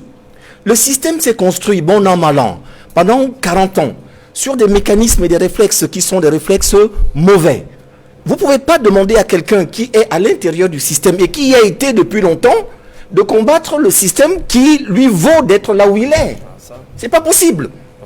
Donc, franchement, au risque d'être pessimiste, dans la situation actuelle, sauf s'il y avait une révolution tectonique, un tremblement de terre, je peux vous le dire, je vous le dis comme je pense, comme je le sens, de l'intérieur de mon analyse, je veux me tromper, mais je ne pense pas qu'on ait la moindre chance de nous en sortir. Donc pour vous, Maître Claude Assira, en quelques mots, ces enquêtes judiciaires qui sont prescrites dans le cadre des malversations financières des fonds Covid ne pourraient pas aboutir à l'identification des principaux responsables je vous ai dit que j'allais vous et répondre. leur arrestation. Vous savez, je ne vais pas hurler avec les loups, parce que évidemment aujourd'hui c'est facile de dire que bah oui, il faut des enquêtes. Moi franchement, je vais inviter tout le monde à la prudence. Et je vais également vous dire pourquoi. D'abord, premièrement, parce qu'on a prévu dans notre constitution et dans notre loi des dispositions qui instituent une chose dont on prononce souvent les termes sans pouvoir dire exactement de quoi il est question et sans l'appliquer. Ça s'appelle la présomption d'innocence. Donc toutes ces personnes-là sont, au jour où je vous parle, encore présumées innocentes. Personne ne doit être déclaré coupable uniquement en raison de la rumeur ou de la clameur. Ce n'est pas le décret, ce n'est pas la lettre du secrétaire général à la présidente de la République qui fait la culpabilité, qui fait la décision. Ce n'est pas non plus les médias ou la demande du FMI. Donc je pense que pour l'instant, nous gagnerions tous à être prudents. Je veux rajouter à mon dossier le fait que nous avons un autre dossier qui aurait dû justifier, du moins dans le ton, dans la chronologie, qu'on s'interpella à un moment donné. Lequel dossier? La CAN, la question de la CAN. On n'a jamais eu d'enquête sur la CAN. Bien. Donc si la volonté avait été vraiment d'assainir, de chercher à comprendre, d'expliquer, de voir plus clair, je pense que chaque fois qu'un problème aurait été déclenché, les mêmes causes auraient forcément produit les mêmes effets. Donc là, en l'espèce, moi je vous dis également comme je pense que nous sommes rentrés dans une sorte de scénario, c'est la chronique d'un sacrifice annoncé. Parce que ce qui va se passer à la fin, c'est que comme on a demandé des têtes, il va y avoir des têtes. Je ne sais pas comment on va s'arranger, j'ai vu déjà des procédures qui ont été menées vraiment à l'emporte-pièce, Maître Pincy en a parlé tout à l'heure, à l'emporte-pièce, sans aucune preuve. Mais à partir du moment où il faut une victime sacrificielle, peu importe le contenu du dossier, il va falloir qu'on porte à l'échafaud quelqu'un pour pouvoir indiquer aux gens, messieurs du FMI, voyez bien que nous avons fait ce qu'il fallait et voici la victime. Pendant ce temps, le système va se poursuivre sans que les institutions, les textes qui sont nécessaires, qui auraient dû être les paravents, puissent être mis en avant, ceux qui auraient pu empêcher les détournements, ça, on va les oublier, simplement parce que, aux yeux de l'opinion publique, qui est avide de sang, dès que vous lui présentez quelqu'un qui a été sacrifié, même si ça ne lui apporte rien de plus, rien de particulier, même si le système continue à fonctionner dans des conditions perverses que tout le monde connaît, les choses vont se passer normalement. Je pense que, je ne veux pas être pessimiste, mais je crains vraiment c'est vrai que le Camerounais est parfois un peu habité par le diable. Et que des choses qui se sont passées auparavant ne donnent pas la leçon aux autres. Mais j'ai envie de voir d'abord, dans des conditions qui garantissent à ces personnes la possibilité de se défendre, d'apporter leurs preuves, au bout de ce processus, ce qu'il en adviendra, pour que je puisse me faire une opinion personnelle. Pour l'instant, circonspection, prudence. Et dans ce sillage-là, il y a la création d'une task force, une autre, après celle de la fameuse Cannes qui a glissé jusqu'en 2022 avec vous, Edmond Kamgia. Création d'une task force où le secrétaire général, la présidente de la République, sera désormais l'ordonnateur des fonds Covid-19. Et c'est le chef de l'État qui va désormais donner son accord avant toute action à mener dans le cadre de la lutte contre la Covid et la ventilation des fonds. Est-ce que la création de cette task force est un désaveu de la part du gouvernement qui, dans un premier temps, a été appelé à gérer directement les fonds Covid et à implémenter la stratégie de lutte contre la pandémie? Avant de poser cette question, je voudrais rassurer certains copanélistes et les téléspectateurs qui nous écoutent que je suis bel et bien un partisan de la séparation des pouvoirs. C'est-à-dire, dans la République, les trois pouvoirs doivent se respecter. Un pouvoir ne doit pas empiéter sur l'autre, et notamment le pouvoir exécutif ne doit pas empiéter sur le pouvoir judiciaire, ni sur le pouvoir législatif.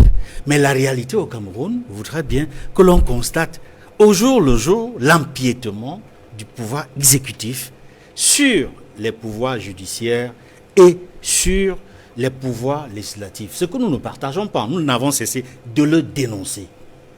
Maintenant, pour répondre à votre question, je suis inquiet. Cette décision d'avoir à nouveau une nouvelle task force, après celle qui a géré la Cannes, et dont on n'a pas le bilan au jour d'aujourd'hui, parce que nous sommes presque prêts à accueillir l'organisation de la Cannes qui a glissé au mois de janvier de l'année prochaine.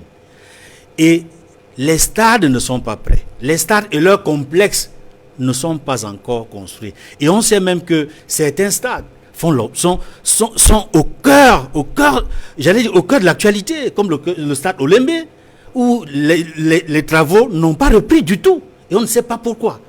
Je voudrais dire que, d'abord, la première task force, qui a donné presque tous les pouvoirs, n'est-ce pas, au ministre d'État, secrétaire général à la présidence, de coordonner cette machine, ne nous a pas rassurés au niveau des réalisations, au niveau du compte rendu, au niveau de la comptabilité.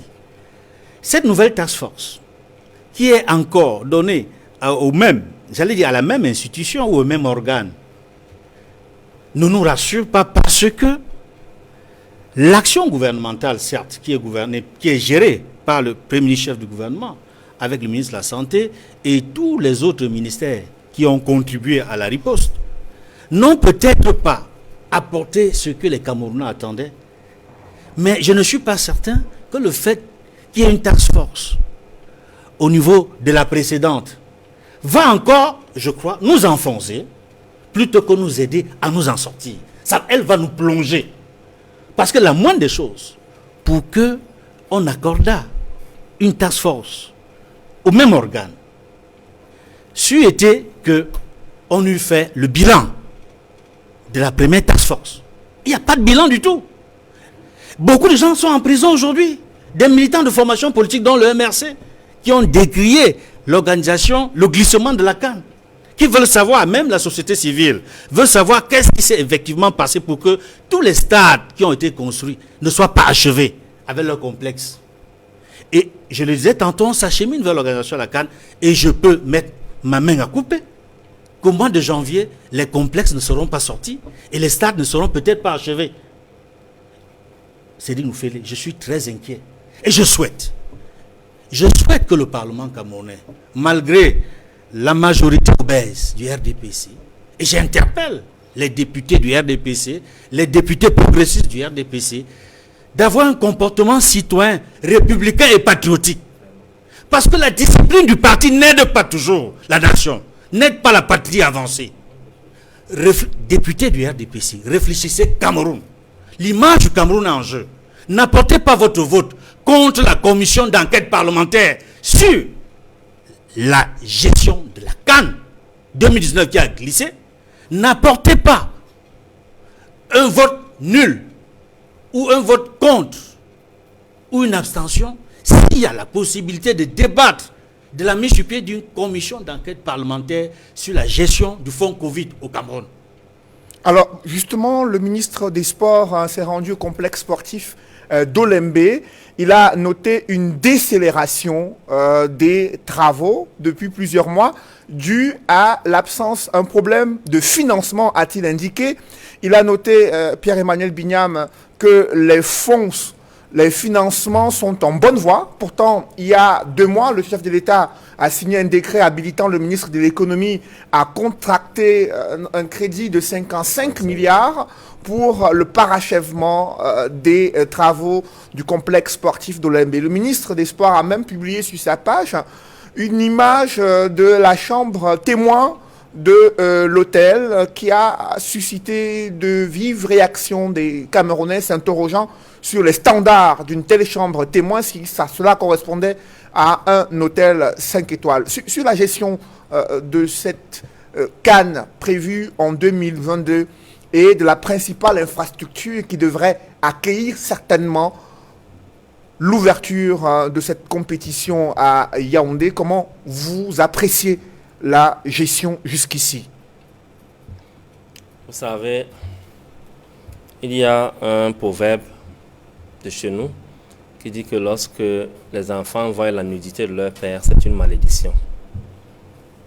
On sait que même dans la Bible, il y a un enfant qui a vu la malédiction de son père et aujourd'hui, les conséquences sont là, sont visibles. Le stade Olembe est baptisé stade Paul Biya. Il est baptisé stade Paul Biya. Ahidjo a construit celui de l'Omisport, qui est baptisé stade Amadou Ahidjo, qui a abrité la CAN 1972. Celui de Olembe dont on parle s'appelle stade Paul Biya. Celui de Douala, tout le monde connaît l'état dans lequel il est. C'est un stade qui est déjà praticable, qui a abrité le Dain-Chan et bien d'autres stades. Mais, comme vous avez si bien mentionné, ce stade d'Olembe est la figure de proue sur l'organisation de cette CAN. Mais curieusement, c'est ce stade qui pose tous les problèmes. C'est ce stade qui est budgétivore, qui boit tout l'argent du contribuable camerounais. Parce que même ces prêts que l'État est en train de contracter aujourd'hui, c'est nous qui allons payer ces dettes. Ce sont nos enfants, les enfants de nos enfants, ainsi de suite, des générations et des générations. Pourquoi on en est arrivé là? Ça veut dire qu'aujourd'hui, le système mis en place par le renouveau, par Paul Biya, n'a même plus peur de lui-même. C'est-à-dire que son propre stade, les gars sont en train de jouer à mini-pam-pam sur son stade. Ce n'est pas normal. C'est-à-dire que le régime de Paul Biya a atteint le degré ultime de la malgouvernance, de la perversité, de la, comment je peux qualifier ça, de la gabégie. C'est un scandale. Sans entrer dans beaucoup de détails, je vais faire le même exercice que Edmond Kamgia tout à l'heure, pour dire que vous qui êtes à la charge de l'organisation de cette CAN, vous voulez encore nous tuer de honte? Les Camerounais nous ont déjà traités de femmelettes, de mougou, de ceci, même la CAN encore. Comme Edmond l'a dit tout à l'heure, nous sommes en avril, hein. Bientôt nous serons en janvier 2022. C'est un jet de pierre. Vous voulez encore quel type de honte? On a été champion du monde de la corruption. 2 fois. 2 fois. Vous voulez encore nous amener où avec les stades de la CAN? Donc je pense que il faut urgemment une enquête gouvernementale, une enquête parlementaire, je vais dire, sur les fonds de gestion de cette CAN globalement. On parle des milliers de milliards. Des théories sont en train d'être développées, selon lesquelles le régime en place laisse exprès, ferme les yeux exprès sur les détournements de ces fonds de la CAN. Pour quelle fin? Pour d'aucuns, selon certaines théories estiment que c'est un fonds de guerre d'après Biya. C'est-à-dire que c'est quelque chose que les gars sont en train de mettre de côté pour pouvoir se maintenir longtemps au pouvoir après Paul Biya. Les gens du système. Je n'approuve pas cette théorie globalement, mais je commence à penser que le fait que le gouvernement ait fermé complètement les yeux sur les détournements de cette canne-là, qui nous a plongé dans une humiliation collective et légendaire dans notre pays en 2019, lorsque cette canne nous a été retirée en 2018, et que jusqu'à aujourd'hui, nous sommes en 2021, aucune enquête parlementaire, ni même gouvernementale n'a été ouverte pour ces fonds de canne. Je commence à donner un peu du crédit, et même sérieusement du crédit, à ces théories-là, si jamais elles seraient avérées. Après vous, Pierre-Emmanuel, Maître Emmanuel Pincy, où est passé cet argent qui devait permettre la finalisation du complexe sportif d'Olembe? On l'a annoncé en début février 2021 qu'il y a 55 milliards de francs CFA contractés auprès de certaines banques et institutions financières internationales. Mais le ministre des Sports indique au mois d'avril 2021 qu'il y a un problème de financement de ce chantier et qu'il rassure que les financements sont en bonne voie et qu'il demande à l'entreprise McGill de reprendre immédiatement les travaux pour finaliser la construction de ce complexe sportif. Il faut suivre les choses chronologiquement.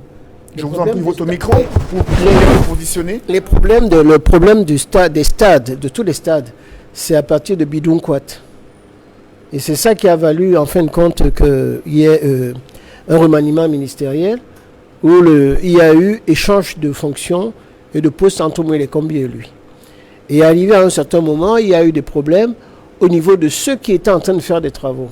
Il y a une société qui a été défaillante, il y a d'autres qui n'avaient pas d'argent, il y a les ouvriers qui n'étaient pas payés. En fin de compte, c'est un stade à problème.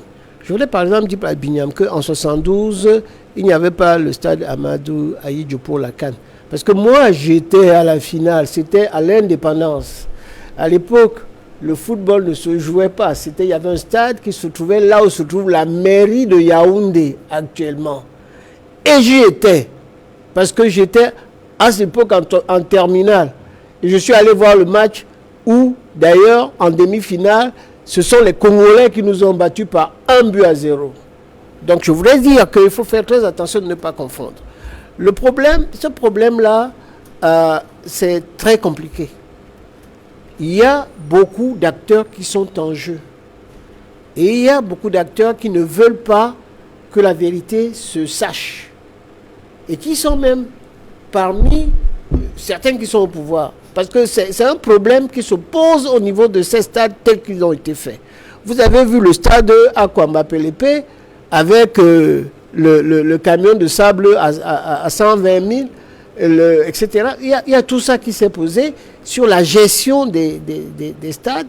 Et partout où il y a l'argent, partout où il y a l'argent, il y a toujours les gens qui veulent mettre leur nez, même si ça ne correspond pas à leurs prérogatives. Est-ce que ça ne pose pas le problème de cohésion gouvernementale? C'est ce que je suis en train de dire. Est-ce qu'il y a un télescopage entre les différentes institutions ou comités de gestion mis en place pour faire le suivi et pour veiller à l'exécution des travaux relatifs à l'organisation de cette CAN 2019? C'est pour ça que les task force sont organisés. Et les task force, c'est les commissions.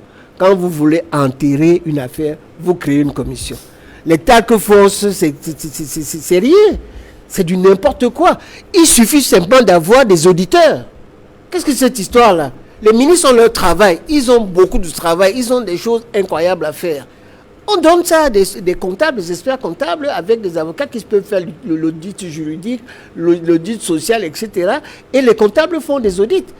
Et en moins de 3 mois, 4 mois, vous trouvez une solution. C'est rien du tout.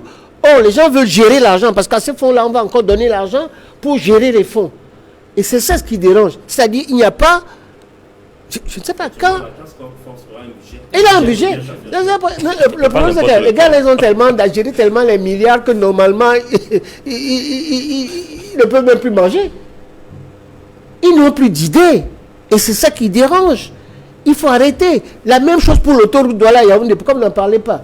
L'autoroute Douala-Yaoundé, il semblerait que au bout de 20 ans, je ne sais pas combien, il n'y a que 60 km. Alors 40 km déjà construits, 40 km de route déjà Oui. construite, et les 20 km sont en cours. Ils devraient en principe être ouverts d'ici octobre 2021. Il y a un raccordement Oui. avec le centre urbain de Yaoundé et également du côté de Boumniébel pour permettre aux Camerounais de pouvoir expérimenter cette première phase d'autoroute.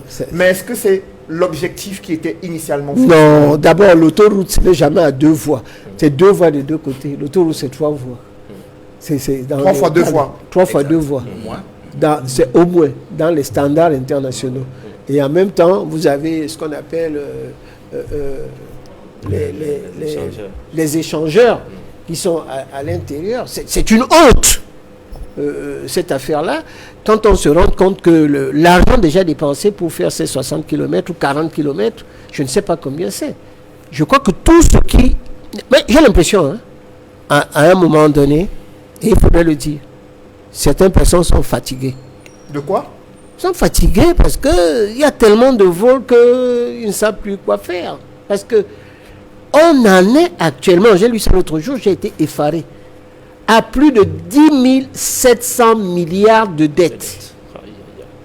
Vous comprenez, la dette du Cameroun est passée. Parce qu'on a eu des débats scientifiques ici.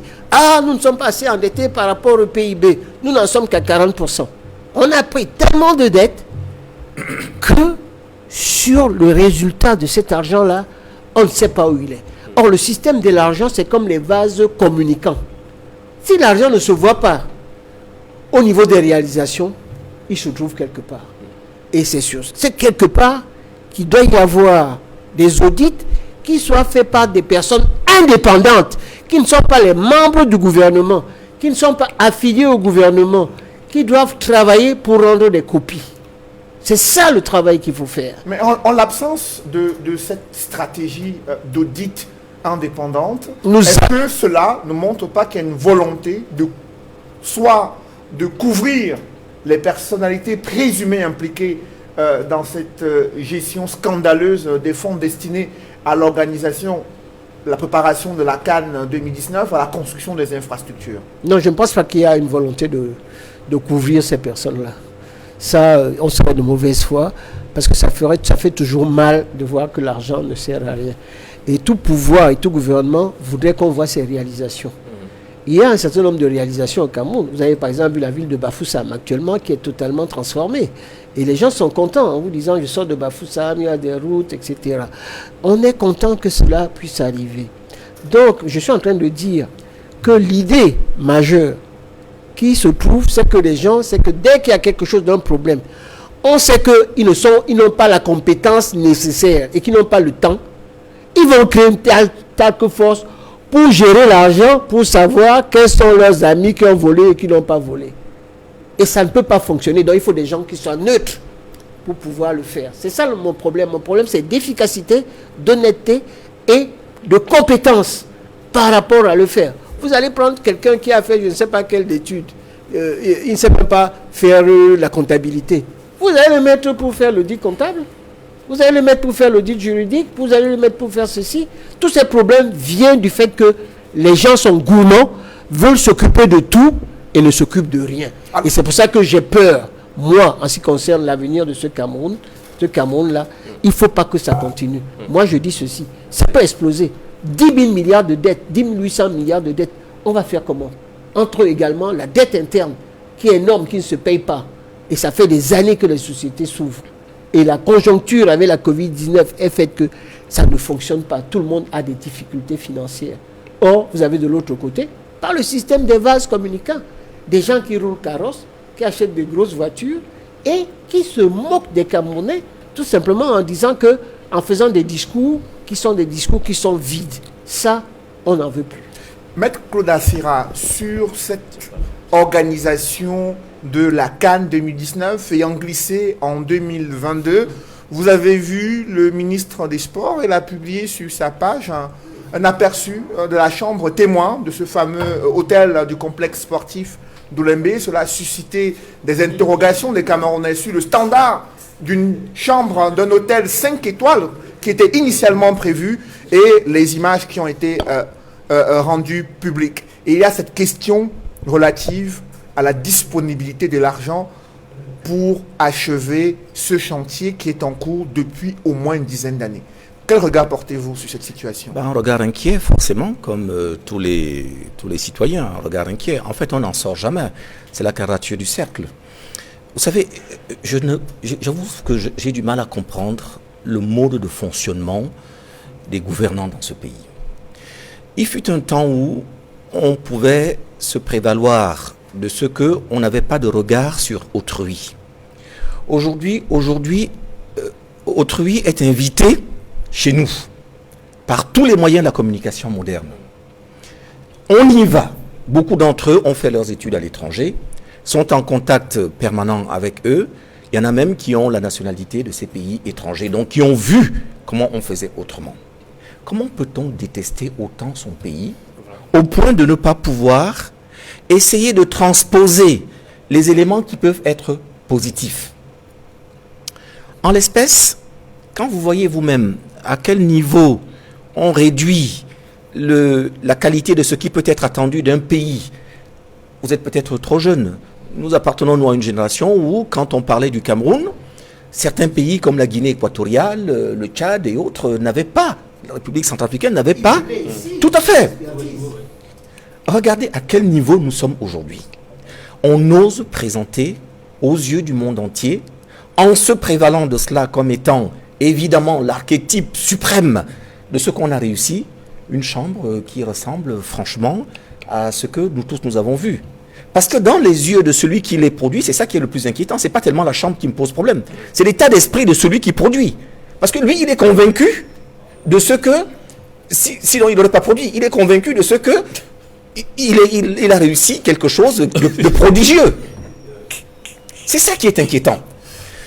Donc, moi je pense que la situation dans laquelle nous sommes rendus aujourd'hui, il y a dans ce pays, et c'est pour ça que là encore une fois, je vais essayer de revenir à rebrousse-poil de votre question pour revenir à la task force. La task force en elle-même, comme toutes les autres institutions ponctuelles, ad hoc, qu'on créerait, ne peut pas rassurer du tout. Parce que on a le sentiment qu'on est dans un régime qui est autiste, qui se parle à lui-même. C'est lui qui crée la situation.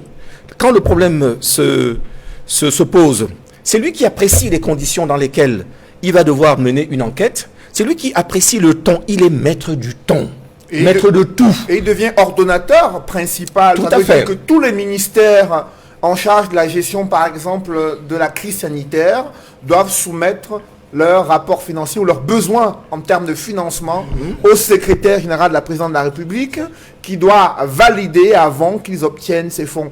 Une telle procédure, pour vous, elle permet une célérité dans Je la vous dis, gestion? elle ne peut permettre que l'inquiétude et l'angoisse. Parce que moi, si vous voulez que je puisse être rassuré de ce qui vient d'être mis en place est susceptible d'apporter quelque chose de nouveau, il aurait fallu que j'ai vu dans les démarches antérieures des situations identiques produire des avantages. Ce que je n'ai jamais vu. Donc, je veux dire, avec mon esprit, et je vous parle de façon simpliste, vous ne pouvez pas me demander d'être optimiste, là où par le passé, je n'ai observé que ruine et échec. Tout à fait, et désolation. Donc, de ce point de vue, je ne peux pas. Moi, je vous dis, j'aurais été plus rassuré. Je peux comprendre que, je veux même lui concéder le bénéfice de ce qu'il a peut-être été dans l'urgence. Si c'est une situation transitoire, qui va durer quelques jours, je veux bien. Mais à ce moment-là, il y a dans ce pays ce qu'on appelle une opposition démocratique qui permet à celui qui est sur place de dire, voilà, cet argent nous appartient, venez à l'intérieur d'un conglomérat, d'une association ou d'une institution qu'on va mettre en place pour qu'il puisse y avoir le contrôle. Parce qu'il n'y a que la force qui arrête la force. Chaque fois que vous parlez à vous tout seul, parfois, je raconte souvent d'histoires, pardonne-moi, quand je suis chez moi, j'ai une photo qui est au-dessus de chez moi, il va y avoir dessus des toiles d'araignée que je ne vais plus remarquer parce que je me parle à moi-même. Il faut qu'un de mes amis entre dans mon bureau pour me dire, bah, écoute, toi aussi, tu ne vois pas qu'il y a une toile d'araignée. Je suis tellement habitué au décor que je n'arrive plus à m'en départir pour être juge. Donc, à un moment donné, vous avez besoin que quelqu'un d'autre vienne vous dire, un regard extérieur, de gens qui vous disent, voilà, on a vu comment ça fonctionnait autrefois ailleurs, on a été dans un pays, une tradition, une civilisation de culture et de dialogue, mais on voit très bien que tout ce qui est mis en place jusqu'à présent ne fonctionne pas, mais on s'entête. Donc je suis désolé, franchement, la task force, donnez-lui tous les noms que vous voulez, les noms les plus sophistiqués. Honnêtement, je ne peux pas être rassuré tant que je n'ai pas vu faire et bien faire. Alors, cela pose le problème de la corruption. On y revient encore sur ce fléau, Edmond Kamgay. Le président de la CONAC était à l'Assemblée nationale pour faire le point sur les stratégies mises en place depuis une dizaine d'années. Il a lui-même relevé qu'on est passé à plus de 30 000 dénonciations pour les cas de corruption dans l'administration publique. Mais le dispositif actuel, pourquoi il ne permet pas de réduire et de décourager ces actes de corruption au Cameroun? Je rappelle que le Cameroun a été champion du monde de la corruption en 1998 et en 1999. Et depuis ce temps-là, il y a eu au niveau du gouvernement camerounais la volonté, entre guillemets, de faire des efforts pour réduire la corruption au Cameroun. Mais ce que je constate, c'est que passé les quelques années qui ont suivi, les 2 années où on a été champion du monde de la corruption, très vite, on dit chasser le naturel, il revient au galop. Donc nous avons replongé davantage dans la corruption. Et la présence du président de la commission anticorruption au Parlement, loin de me rassurer, loin de me conforter dans l'idée que le Cameroun est véritablement engagé dans la lutte contre la corruption, suscite des interrogations. Pourquoi est-ce que je dis que ça suscite des interrogations? Parce qu'il vient, certes, animé de bonnes intentions apparentes. C'est-à-dire il faut faire appliquer l'article 66 de la Constitution. J'ai peur que ce soit une mise en scène organisée. Dans quel but? Vous savez, le contexte actuel, vous voyez le FMI exiger le contrôle pour savoir comment est géré les fonds Covid. Je vois d'abord un message à l'endroit de la communauté internationale. C'est un message à l'endroit des bailleurs de fonds. C'est un message à l'endroit des institutions financières internationales. Ce n'est pas pour nous. Ce que fait le patron le président de la commission anticorruption au niveau du Parlement, ce n'est pas un message qui nous concerne. Ça concerne les pays amis du Cameroun, que nous avons véritablement l'intention de mettre en place les institutions prévues pour faire appliquer l'article 66 de la Constitution. Pourquoi est-ce que je le dis? Ce n'est pas nouveau. Hein? Il y a eu d'autres mises en scène pareilles, à des contextes bien précis. Et après, on oublie. Pourquoi je dis que ça ressemble à une mise en scène? D'abord, je vous dis que le FMI nous suit de près, a un regard puissant et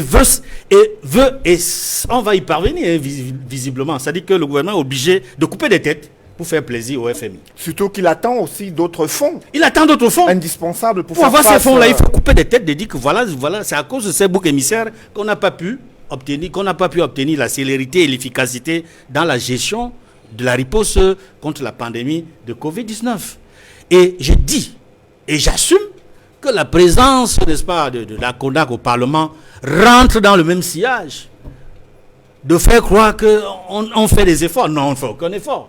Parce que la Constitution du 18 janvier 1996 a prévu l'article 66 de la Constitution qui introduit la possibilité, n'est-ce pas, pour le président de la République, pour le Premier ministre, pour tout l'ensemble des membres du gouvernement, pour tous les élus, pour tous les gestionnaires des deniers publics, au début de leur fonction, de déclarer leurs biens. À la fin de leur fonction, de déclarer leurs biens. Qu'est-ce qui fait qu'au jour d'aujourd'hui, nous n'ayons pas la commission qui réceptionne les déclarations de biens et avoirs? Il y a une loi qui est sortie en 2005 ou en 2006 sur la déclaration de biens à avoir. Mais jusqu'à présent, la commission chargée de réceptionner la déclaration de biens à avoir n'existe pas. C'est-à-dire, n'a pas été mise en œuvre. Il y a eu des débats au fond il y a une dizaine d'années sur la question. Parce que nous aurions souhaité, quand je dis nous, c'est les journalistes, la société civile, les associations de la société civile, nous souhaiterions que cette déclaration soit publique et publiée. Mais la loi n'a pas permis que la déclaration soit publique et publiée. La commission qui est censée réceptionner doit la réceptionner et la garder en secret pour elle. Donc il y a défaut de transparence même dans la loi. Il y a un problème de transparence dans la loi. Il faut le souligner. Il est important que cette loi retourne à l'Assemblée nationale pour qu'il y ait plus de transparence dans la commission qui sera mise en œuvre. C'est pour ça davantage j'insiste sur la mise en scène. Il faut qu'on sorte de la mise en scène. Soyons sérieux. Ou le Cameroun est un pays sérieux ou il ne l'est pas. Donc, poursuivant mes propos avant de chuter, je voudrais dire qu'il est urgent pour le Cameroun de cesser de faire des spectacles. Le gouvernement spectacle, qu'on en sorte. C'est-à-dire que les pays amis du Cameroun ne sont pas idiots, ils ne sont pas bêtes. Il y a des chefs de mission diplomatiques accrédités à Yaoundé qui voient ce qui se passe, qui lisent les journaux, qui écoutent la télé, la radio. On ne peut pas faire des mises en scène et leur faire croire ce qu'eux, ils n'entendent pas, ce qu'eux, ils ne voient pas. Donc il est important pour nous, dans cette période délicate, où des défis énormes nous préoccupent, à commencer par les défis sécuritaires, dans lesquels nous ne sommes pas encore sortis dans la guerre contre Boko Haram. La guerre, et ça c'est le plus grave, la guerre dans le nord-ouest et le sud-ouest. Une guerre terrible où il y a eu plusieurs dizaines de milliers de réfugiés, plus de 800 000, si ce n'est 1 million environ de déplacés internes, plusieurs milliers de morts. Et personnellement, j'ai mal. Parmi les séries de morts, la série de morts, depuis le mois d'avril, il y a beaucoup de personnalités qui sont décédées. Mais il y en a une qui m'était très chère, et je le crois, qui était très chère à beaucoup de Camerounais, à beaucoup d'Africains et à beaucoup d'autres personnalités dans le monde. C'est le décès du cardinal Christian Toumi. La dernière bataille qu'il a menée, c'était de parvenir à la résolution pacifique et durable de la crise anglophone. Il y croyait. Il a même fait une proposition. L'organisation de la conférence générale anglophone, qui lui a été refusée et qui nous aurait permis de parvenir à un cessez-le-feu. Il était aussi un artisan de la lutte contre la corruption. Tout à Cardinal Christian Toumi, de regrettée mémoire. Pierre-Emmanuel Bignam, qu'est-ce qu'il faut faire pour lutter contre la corruption au Cameroun? Qu'est-ce que vous proposez concrètement? Je vais mettre sur le panier deux propositions. La première proposition, je vais paraphraser Maître Claude Assira. Il faut la volonté politique. La deuxième proposition, puisque la volonté politique à elle seule ne suffira pas, il faut également la force politique ou la puissance politique. Parce que nous avons une loi, l'article 66, qu'il faut déjà appliquer. Il faut appliquer cette loi automatiquement dès la prise de fonction de tous les exécutifs. C'est-à-dire le jour où le président Paul Biya, quand il dit soin, I do so swear, à la suite de ça, il doit déclarer ses biens. J'ai une maison en Vomeka, par exemple, j'ai une maison à Mélène, j'ai une maison ceci, j'ai un terrain, j'ai un champ d'ananas à tel endroit. Il doit le dire. Parce que c'est la tête. Ensuite, son premier ministre, quand il le consulte et il accepte sa proposition d'être premier ministre, le jour où il prend ses fonctions, lui-même, il doit également déclarer ses biens. Tout son exécutif. Et tout ce qui concerne concerné par cette loi. À partir de ce moment, lorsque cette volonté sera mise en marche, et que le peuple camerounais verra que, sincèrement, les gouvernants veulent que les choses changent, naturellement, les habitudes vont changer. À côté de cela, il faut la puissance politique. Comme Maître Claude Assir l'a dit tout à l'heure. Parce que la volonté, elle ne suffit pas. Nous avons face à un système qui a presque 40 ans de ramifications. C'est-à-dire que les racines peuvent quitter ici jusqu'à Paris. Ça va tellement loin. C'est en ce moment qu'il faut la puissance politique. Il faut que la puissance publique se mette en branle en déclenchant de façon automatique des mécanismes de poursuite. Des brigades financières doivent fonctionner efficacement. Il ne faut pas attendre les procès à tête chercheuse. Il ne faut pas s'immiscer dans la justice. Il faut que le principe de séparation de pouvoir soit respecté. Que l'Assemblée nationale commence véritablement à questionner l'action gouvernementale et à se poser comme un véritable, c'est-à-dire un véritable miroir qui va montrer au gouvernement ses défaillances. Il faut que la justice soit libre de faire son travail sans aucune influence. Ce n'est qu'en ce moment-là qu'on parviendra à un état où les Camerounais pourront de façon naturelle. Parce que je vais vous rappeler une chose. Avant que le feu président Gerard Rawlings ne prenne le pouvoir au Ghana, au Ghana, les gens volaient comme des souris. Les gens volaient comme des souris et le Ghana est un pays extrêmement pauvre. Lorsque ce ministre est arrivé au pouvoir, il a mis sur pied des mécanismes qui ont permis à ce que, aujourd'hui, les Ghanéens ont changé d'habitude. Vous pouvez oublier votre porte-monnaie dans un taxi à Accra. J'y ai été plusieurs fois à Accra. On va faire mener des enquêtes jusqu'à vous retrouver et vous remettre votre portefeuille. Comme pour dire que c'est une question de volonté politique et de pouvoir politique. Le Ghana, le pays de Jerry Rawlings, et vous, Maître Emmanuel Pincy, au-delà de ce qui vient d'être dit, qu'est-ce que vous proposez pour mettre un thème, pour réduire de façon circonstancielle le fléau de la corruption au Cameroun? Je vais donner des exemples où ça a réussi. En Chine, vous êtes corrompu, on vous fusille. Ça, c'est ce qui s'est passé. Rawlings, ça s'est passé, il a pris juste son beau-frère, il a fusillé. Je ne sais pas si nous sommes dans cet état d'esprit où on n'arrive même pas à pratiquer la peine de mort. Mais vous le savez, les organisations des droits de l'homme sont toutes contre oui, l'application de cette sanction ultime, estimant qu'il y a d'autres voies et moyens pour non, mais quand c'est-à-dire, même la Bible a dit qui tue par l'épée périra par l'épée. En fait, il y a des expressions comme ça. Je dis, là où la corruption a été éradiquée, on a fait des mesures fortes et extrêmes.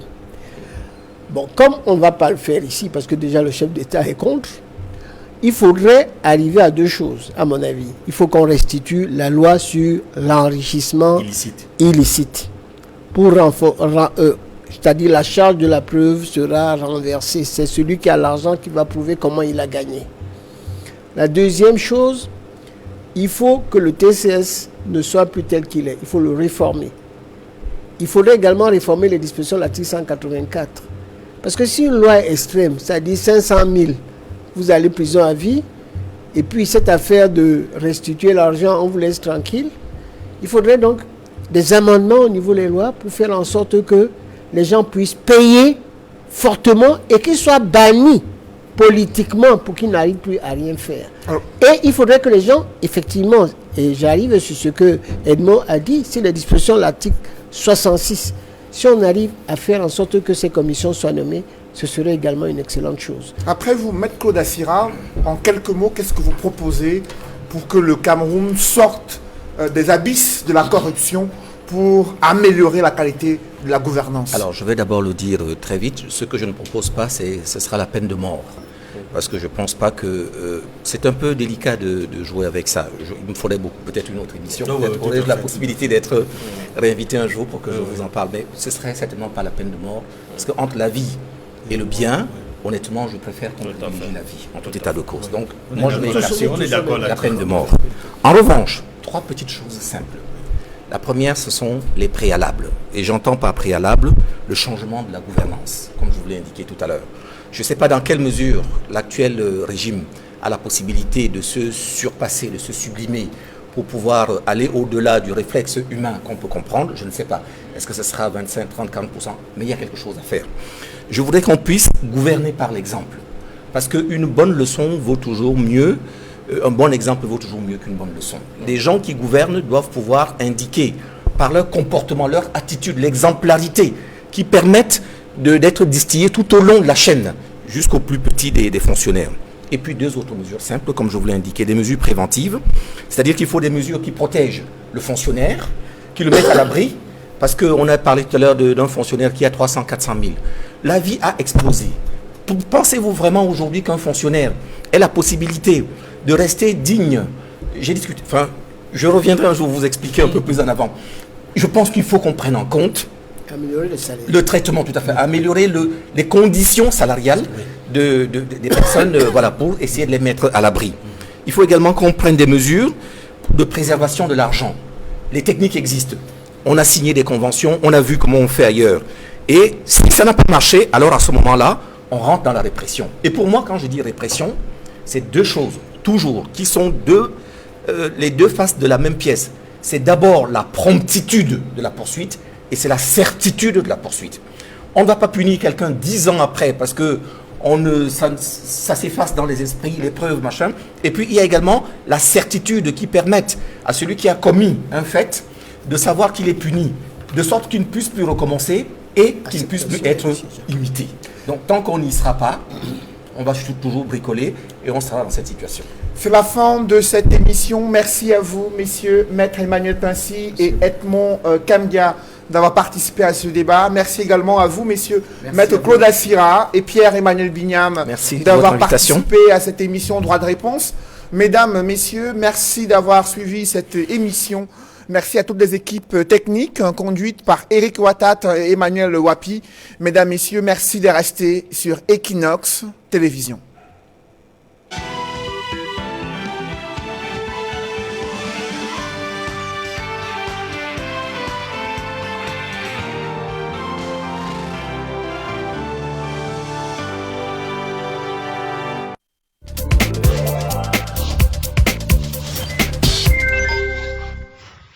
Ces conseils vous sont offerts par l'Union camerounaise de brasserie, UCB.